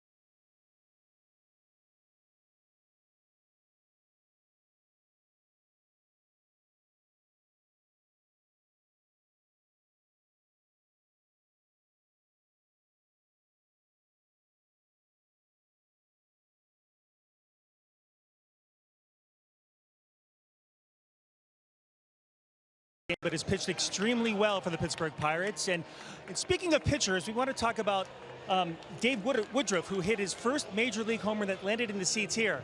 You may remember this guy, Teagan, who made the great catch and almost fell and busted his head, but that's okay. Nice catch, who in turn gave the ball to Emily, who's being shy at the moment, but that's okay. So the pitcher that hit the home run, first home run ever hit in the major leagues for him. So security guards came over, wanted to get the ball. What did you ask for in return for that baseball? Say another ball. Did you ask for another ball? Did you ask for like a case of cotton candy? we didn't think of that. All the candy you could ever want? Ice cream? A new car? Okay, so what did she ask for? Just another ball, and they offered to sign it for her. Well, that's very nice of you. What's Tegan gonna get up there? We asked for 2, so that way he could have one too. So. Dude, you're getting a ball as well. Well done. I gotta know though, did you spill the beer or not? He did not spill the beer! Well done. Hey, thank you very much. Have a good night, okay, Emily? Thank you. No comment once again. Ladies won't talk to me. What a surprise. Guys, back to you. Hey, thanks, Danny. Yeah, good to know her negotiation skills. Or she should have had you as an advisor. I think I need though, to negotiate. I would have definitely got 2 cotton candies to go with the new baseball and a fresh beer. I think that would have been perfect. But they seem happy, so another ball with a signature. That'll work.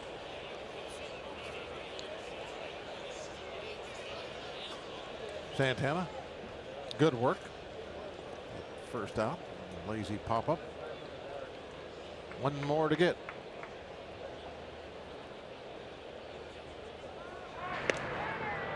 Do it that way too, VR. Strength from the back some. He's not bad at swiping bases, so you got to keep an eye on him. Emily, watch out. Woodruff on deck. She's ready. Gotta get one for sister. Good lead.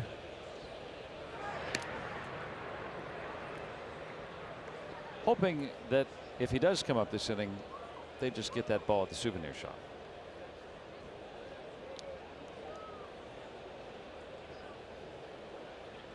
Brewers have had plenty of fun now.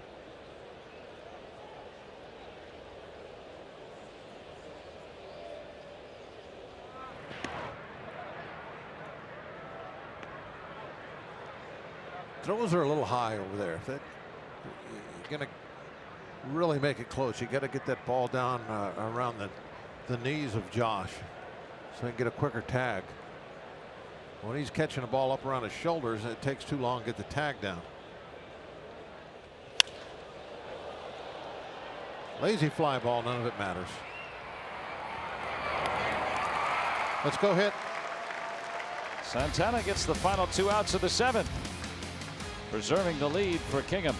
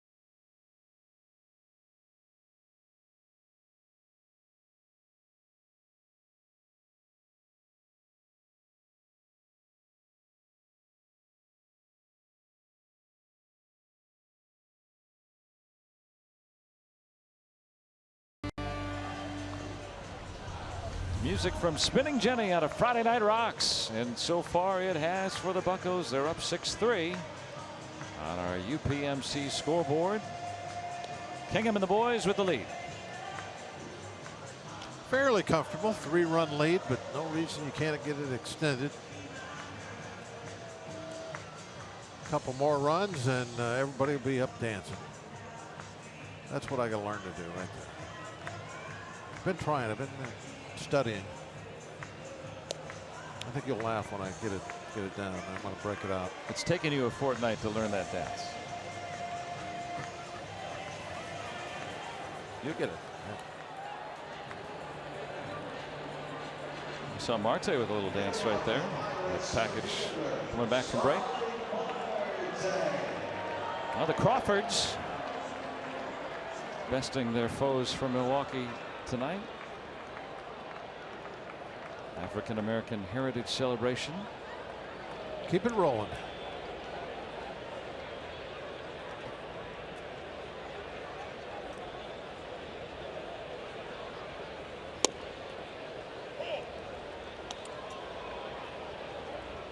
Marte did just that back in the first inning with a single, making that hitting streak 9 games. Most of those nights with multiple hits. He's probably been the hottest hitter going here in this week and a half or so, where the Pirates have played some more inspired baseball. He's been pretty hot. Mercer with 4 RBIs yesterday, had an RBI double so far tonight.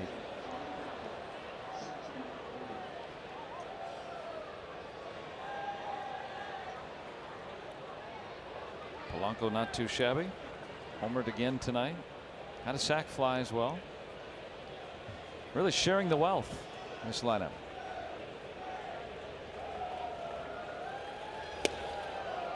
Tying him up. And he's down on strikes. 3 strikeouts for Woodruff, now in his 3rd inning of relief. Nothing prettier than a left-handed power hitter. And those arms extended. Real high home run.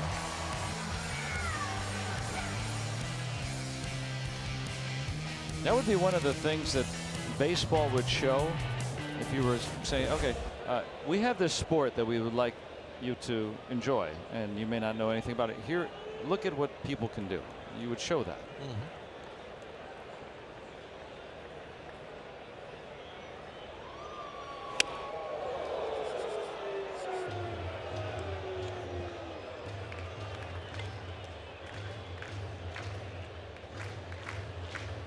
Up to 49 RBIs before the break.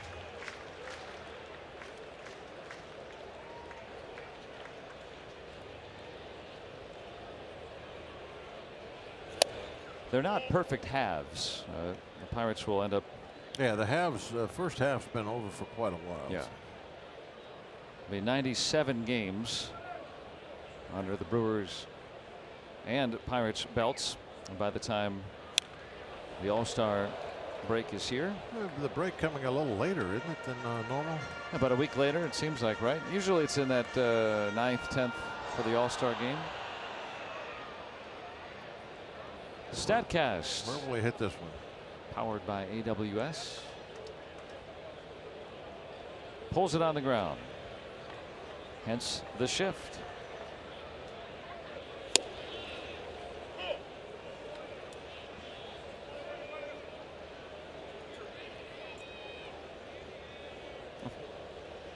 Now with 2 strikes, a little different look.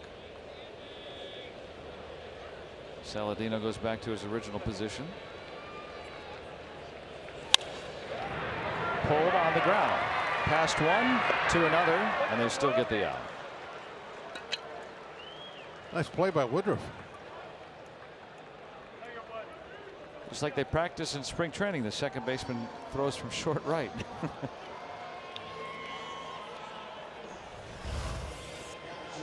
See how quick he gets off the mound. Oh, yeah, very nice immediately. A couple of little baby steps. Slow down before he got to the bag.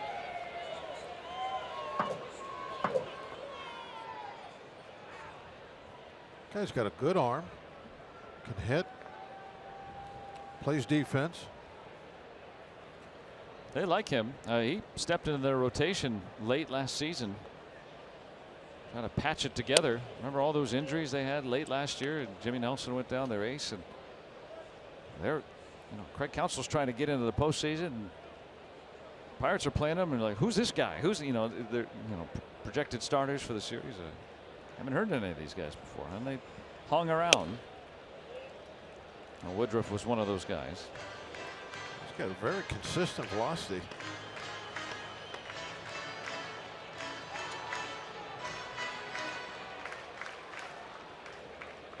Woodruff didn't even know if he'd ever pitch in the major leagues. Last June, he got the call and was injured warming up to start and had to miss some time. You know, and before you ever get big league action, you don't, I mean, yeah, you're probably going to get called back up, but you don't know if you're going to get called back up.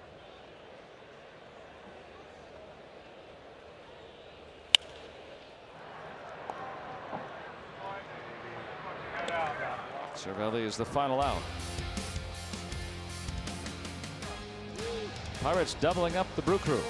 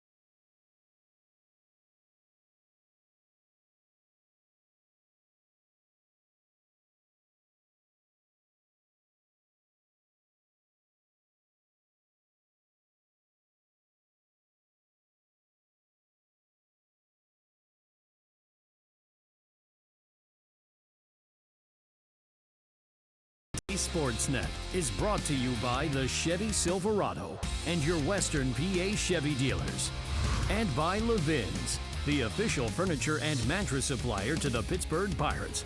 For the best quality, service, and value, shop Levin's. Let's go Bucks! 6-3 as nightfall sets in here on the banks of the Allegheny. A princely night for the Pirates. 6-3.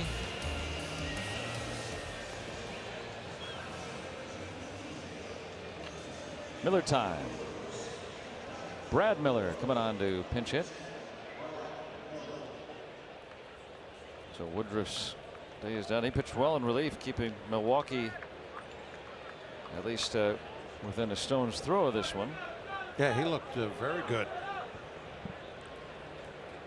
And added a run to their total. Yeah, not often a reliever comes in and makes.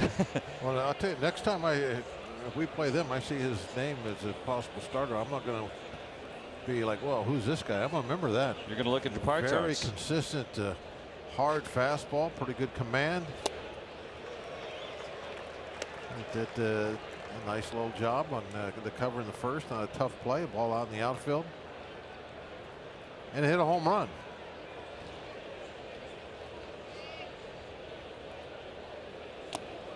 And conversely for Santana, came on 4 pitches, got the final 2 outs, quelled any further uprising by Milwaukee.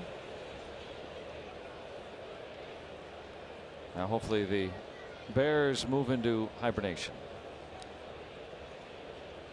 Milwaukee Bears tonight.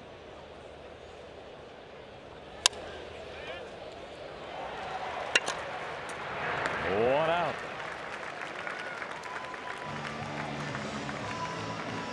Let's look at tonight's attendance presented by Cricket. 21,431 on this Friday night. And a gorgeous one at that. A sea of black and gold on a night where the Crawfords don the red and white. Just for a night.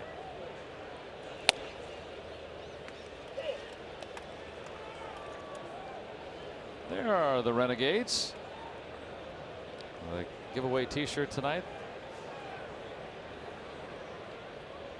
I don't know how you would dress up like a Crawford. A man's last name.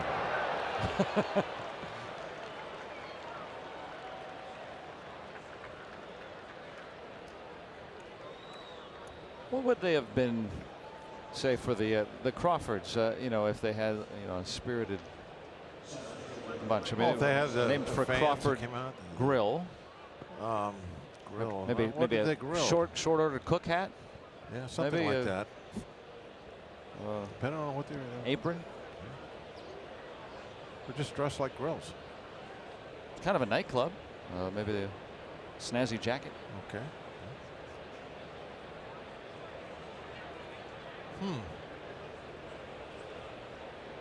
Stop allowing hits. Cervelli with the gave the tilted head talk. See that? I never know what it's a he's. serious talk when he got the tilted head talk going. We never know what he's saying, but we like watching how he says it. Very eloquent. Kane is tough to double up, but they've done that tonight.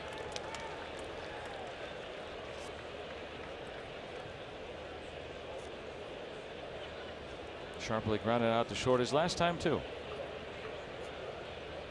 0 for 7 in the series.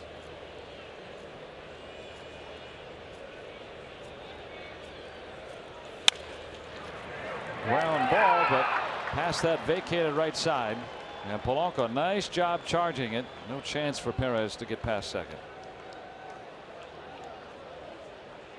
Might have gotten the wind knocked out of him diving for that. He tried to get every one of those 68 inches. Look at his uniform. He hit that grass hard. He may have got the wind knocked out of him for a moment.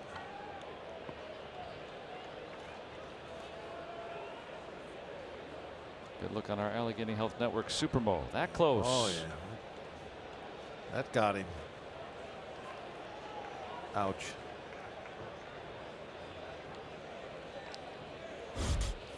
Well, now 2 on for Yelich, who represents the tying run here in the 8th inning.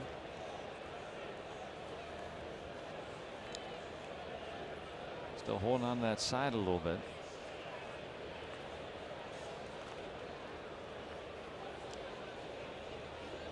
Decent speed on the bases too. Oh, good stop.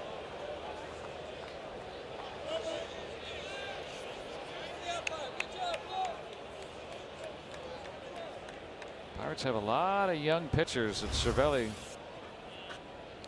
loves being the tutor. Yeah, that changeup yanked.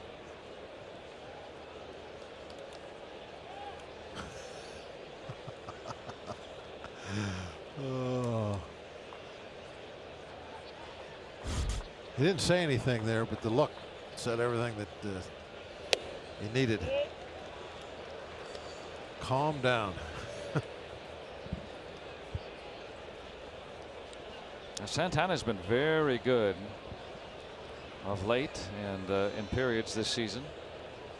He's improved against lefties this season when he has shown confidence in that changeup.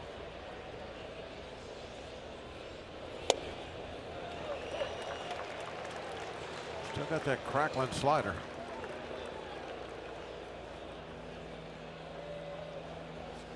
That was kind of the pitch a couple spring trainings ago that really got everyone to notice him. That was eye-opening. Hard swing and miss slider.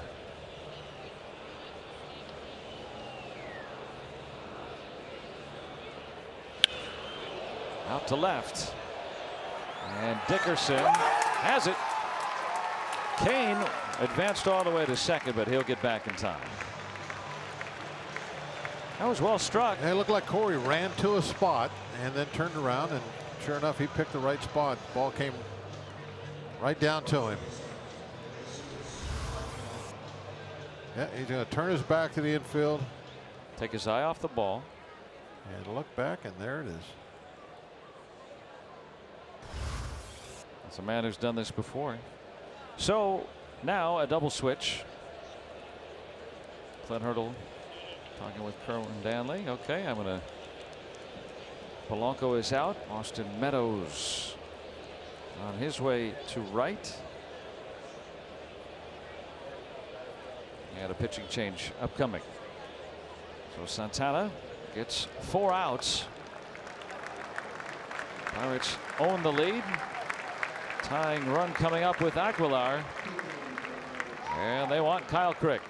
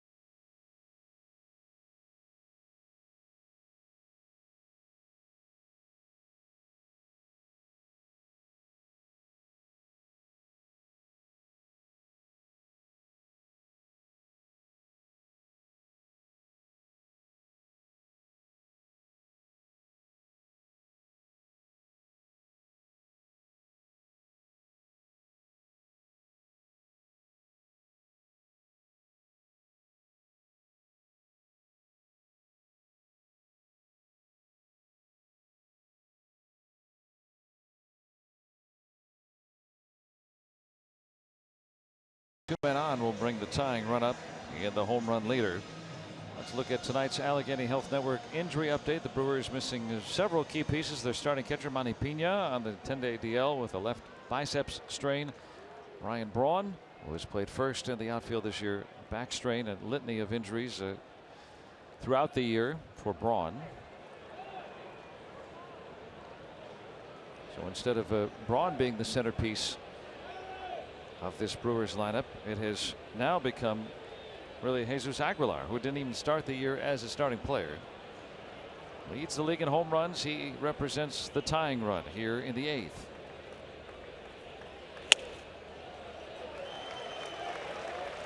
Pirates wanting to go with the hard thrower. Yes, Aguilar bringing in Crick. Has limited righties this year to hitting just 169, but Aguilar no regular righty. 0 for 3 tonight. Ooh, that's power versus power. Time up. Hard stuff in. This is classic. When you got a power guy up, what do? You try to time up. You pitch him inside. 2 in a row right there on his hands. Now they got different choices, things they can do. Aguilar is real worried about getting jammed right now. Looks like they're going to try and go away. Kind of hung that one a little. Got away with it. There's out in front of the breaking ball, and that's that. So Crick comes on and gets the leading home run man in the league to preserve the 3-run advantage.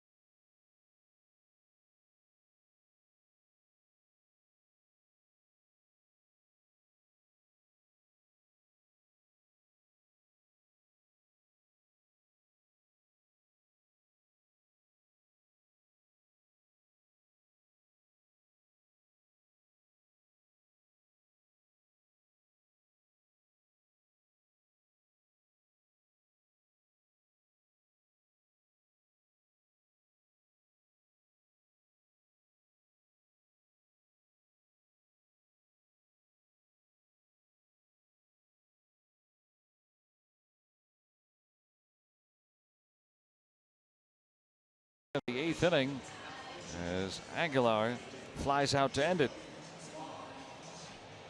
MLB.TV has an all-star sale for you for $39.99. You can watch every out-of-market regular season game live or on demand. Your subscription includes MLB At Bat Premium, allowing you to watch live baseball on your favorite supported devices. Blackout and other restrictions apply. Visit MLB.TV to take advantage of the sale. Father and son trip. Detroit, Cleveland, and now here in the Berg, and spending a week with his son. Oh, that's great. 3 nice ballparks.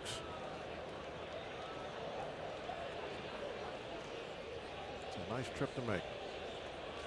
Part of the Bob Walk luxury boating tour. Yeah, 2 of them anyway. Yeah. A little portage from Erie and then get in the Allegheny River. Come down by canoe. Jacob Barnes now on for Milwaukee. You've toyed with that notion from time to time of having a baseball trip that's done on whether it's on the Great Lakes or some of our. You get Chicago, you get Milwaukee. You get 2 teams in Chicago. You get Milwaukee, Detroit, you get Cleveland. That's a nice little trip right there. Maybe take a trip along the Ohio and see some of the NL Central teams, at least 2 of them.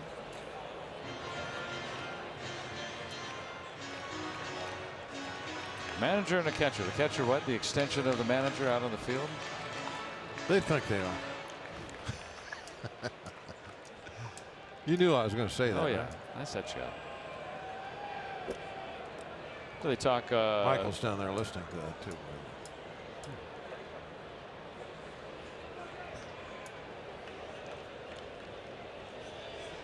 Seeing what strategies to employ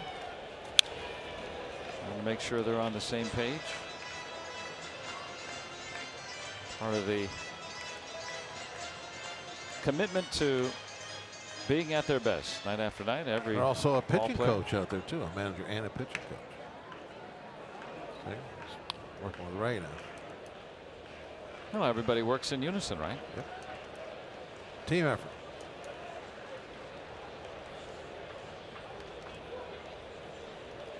There's no I in Pirates. Wait, that's not the adage, is it? No. There's no I in team. That's what it is.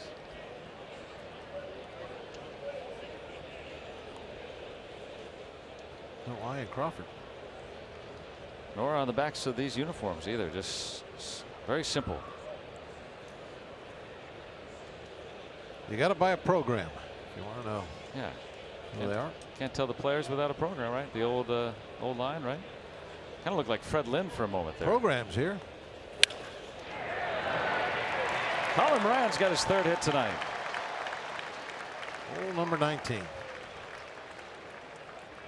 Pick up some insurance right here, right? Against Barnes. Nice night for Colin. 3 singles.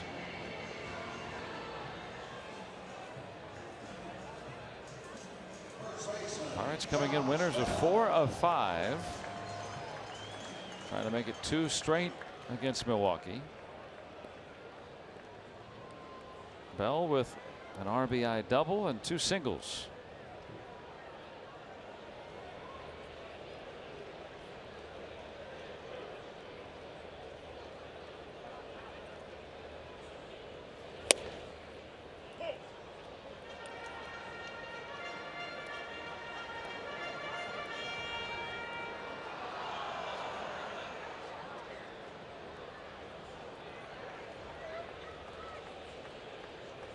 Time for Josh had a home run. You get that feeling the way he's hitting the ball tonight, centering it up. That 1 line drive, 112 miles an hour. That one there, well over 100 miles an hour. That gets right to the wall. Moran's going to be waved home. And Bell heading to 3rd, and that awkward throw and slide, he's in there. Triple for Bell. Pirates have another.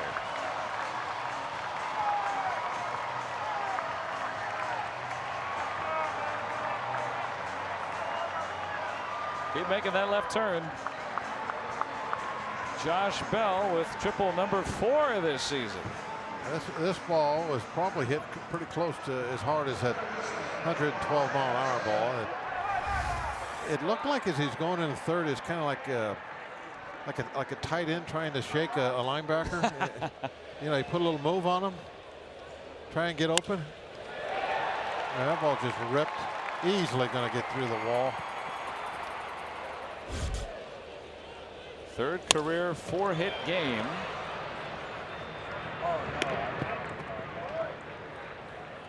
And he'll stay at third with nobody out. That one was hit at 107, by the way. Oh, well, not nearly as hard. There he is. He's getting ready to put the move on here. He's looking over his shoulder. Oh. I'm going to be hung up. Oh, stop and go. He had a little stop and go there. That's all. He thought he might have to get into a rundown. Nope. Keep going home.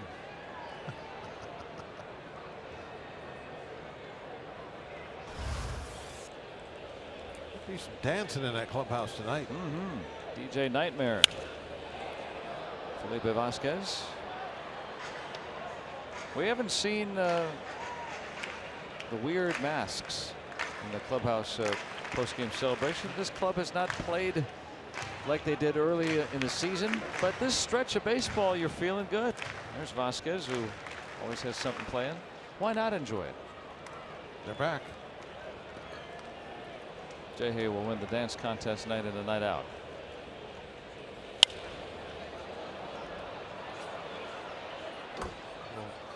You'll have to let me know tomorrow if there was dancing. Just check Instagram. I don't know how to do the social media stuff. So. You're a liar. No, I'm not. No, I'm not. You're on Pinterest. Oh, JoJo. For car stuff. Yeah.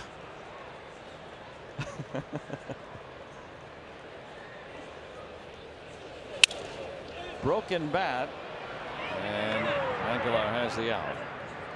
Definitely got that one sawed off. Now the infield can back up with 2 outs.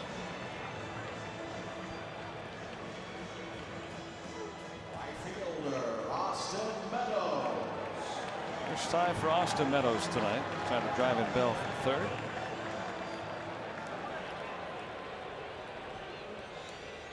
Not get enough of a cushion. You don't need Vasquez for the 9th now.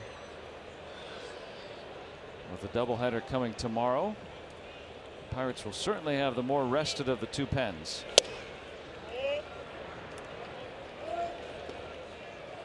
And while it was very much just kind of a nice notion, as we talked about yesterday afternoon, a 5-game series, what if the Pirates won all 5 of those games and found themselves 6.5 back at the All-Star break? Well, it starts with 1 win, and they're 3 outs away from a second. Up 7-3 through 8 tonight.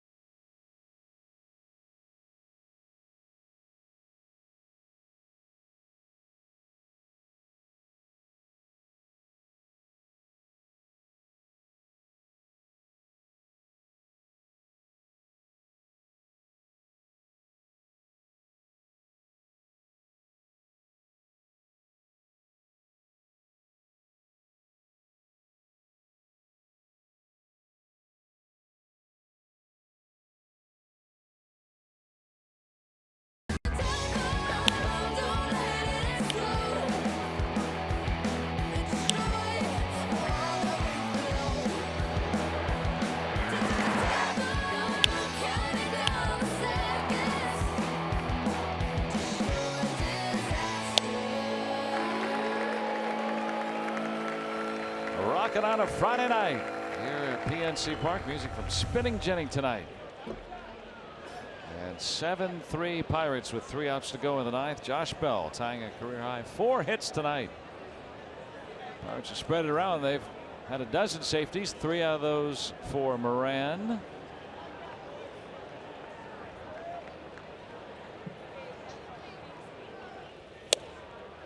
And Kyle Crick, who got the final out in the 8th when it was a 3-run game. So an opportunity if he closes it out for his 2nd career save. And not a bad choice. Vasquez used 5 out of 6 days. Yeah, this would be big for the Pirates to be able to close this game out and have Vasquez not touch the baseball. Clint Hurdle said he is available if needed, but hey, Crick's done it one other time. And he's been good this year. Very quietly so, too. I don't think. I mean, when I look down and you see, Crick's ERA is just a touch over 2 this season, and he's pitched in a lot of high leverage situations. Marte easily gets there. Yeah, they're not giving up very many hits. A low opposition batting average against him. Very good numbers. And tomorrow, Pirates and Brewers engage in a doubleheader. Game 1. Ivan Nova against Chase Anderson. Our coverage starts at noon with Pirates pregame, presented by WB Mason, and then stick around. The nightcap late afternoon. I think Suter against Holmes. Crick's had, I think, maybe one bad outing that I can remember in a long time, and that was at San Diego, where he had the wildness, had some wild pitches, but other than that one outing, I mean, I can't think of another time where he went out there and looked like a young, hard throwing pitcher that didn't really have that good a command. I mean,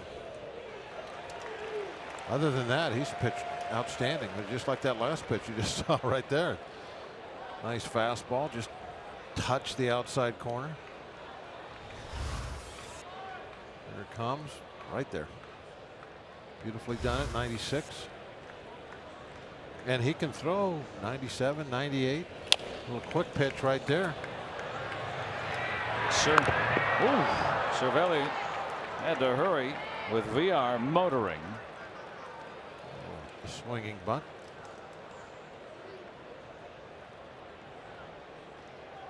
Cervelli got him in his first time up on a ball that was hit just in front of home plate. This time VR gets the better of it. Had, a perfect throw maybe, and that's it. And that's hard to do. Good look on our Allegheny Health Network Supermo. Yeah, perfect throw. You need a perfect throw.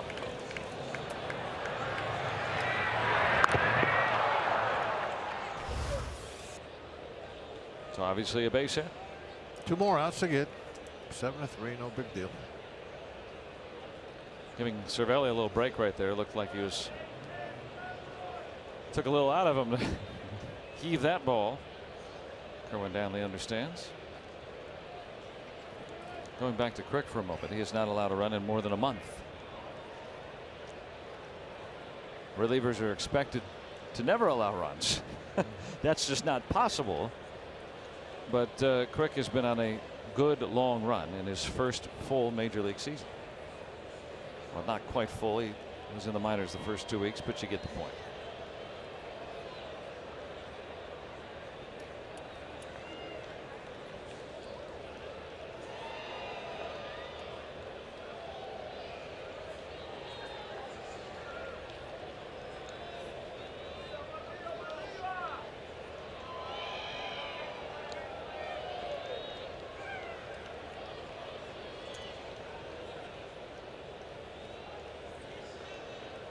Tyler Saladino.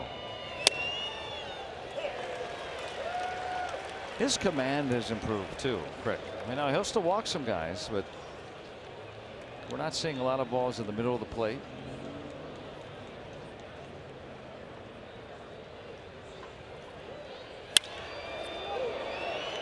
That one hit out to left. Base hit. Dickerson kind of had thoughts of a force out at second base.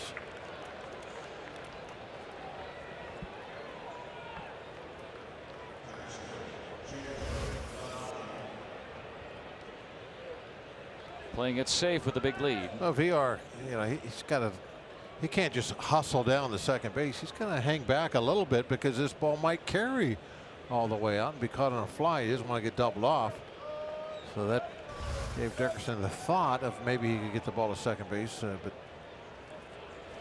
nope, VR was there.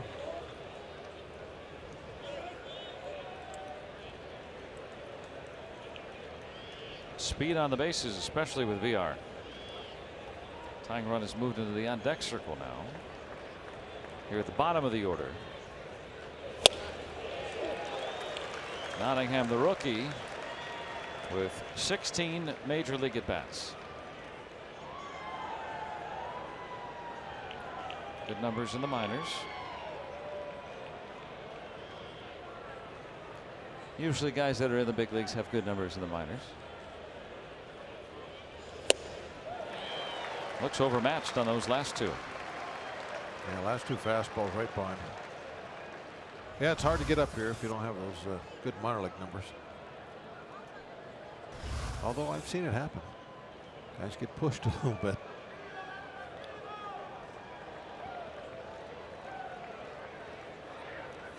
Runners go. Strike him out, but no throw him out. Double steal.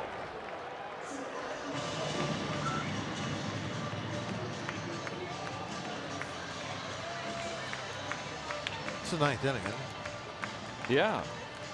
Down 4 in the ninth.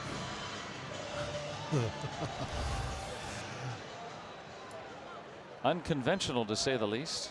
Yeah, I don't quite understand. That's a good throw right on the bag, too. Yeah, and they're going to look at it. Did he come off at all? Well, I don't know. Moran's glove appeared to be on his helmet. How about? But when? How about if this gets? If this is the end of the game, it would be justice. And it's 7-3, and you get caught trying to steal third base. Third, even. And there's 2 outs. He did come off. That knee came off a little bit. That right knee was up off the bag a smidgen. Well, they're going to check it out. That would be. I would be very surprised if that was a called by Craig Counsell.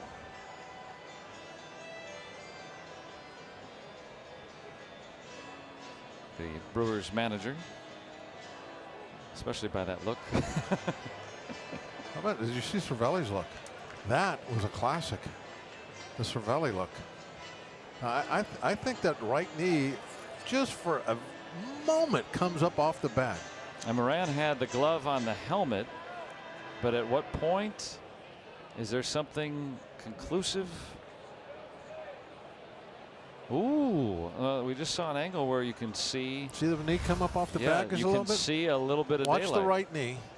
Looked like a. Let's see. Is he off go the backwards bag? A little bit.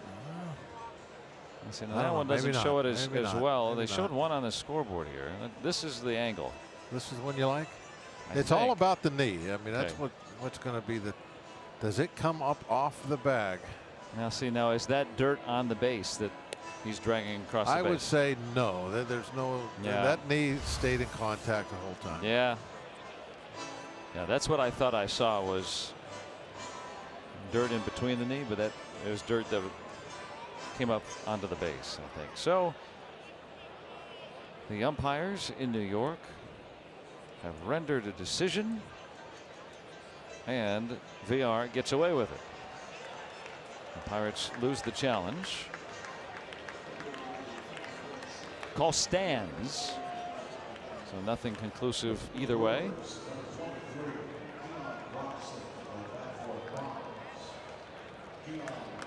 And now second and third. Tying run is still on deck here with 2 outs in the 9th inning. Yet a double steal. And the one-time Pirate Keon Broxton in a 2 for 27 slump. Watch VR here. He might come home. He might steal second.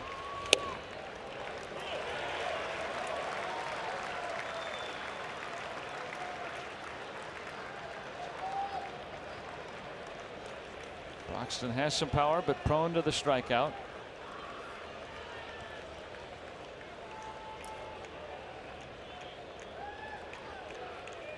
Only faced Crick one time.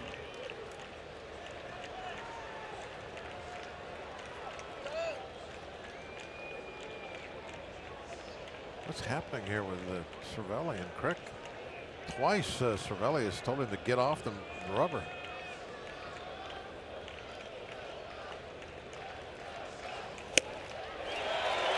Swing and a miss, 2 strikes. And the Crawfords a strike away from victory.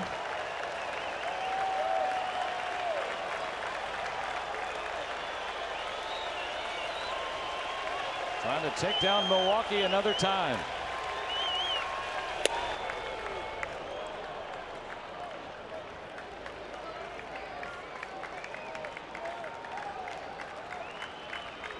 Getting ready.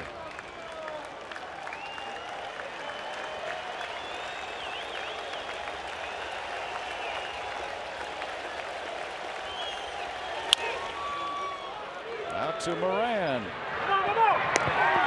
That's it. Pittsburgh wins it tonight.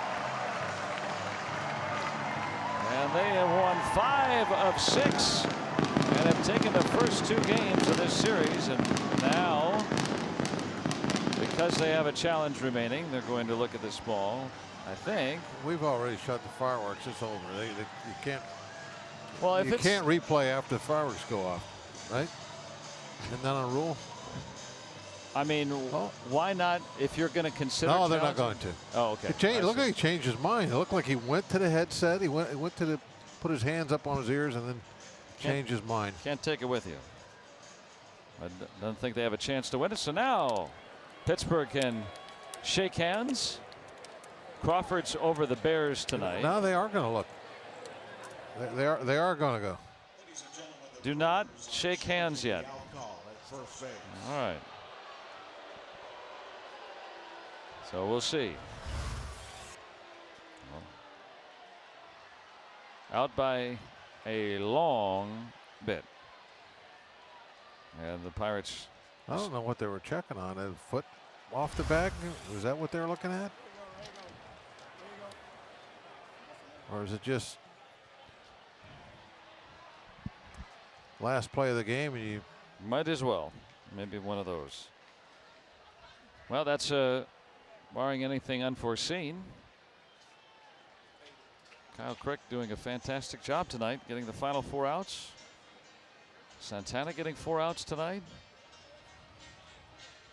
Yes. Game over. Yeah. Way to go, big man. Well done. Nice that should count as 2. Wait.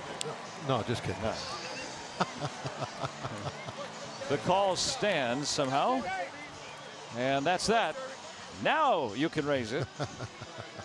And the Pirates have taken down Milwaukee in 2 games. Good solid game. A lot of offense tonight from everybody. Everybody was contributing out there on offense. And Hingham, what a start, huh? He looked good. Looked real good. Quick. Got the save. And Polanco with the home run tonight. As the Crawfords, the Pirates, win it tonight. Time to head to the grill. And now it's time to head out to Rob and Michael. Joe and Bob, thanks very much. So the Pirates.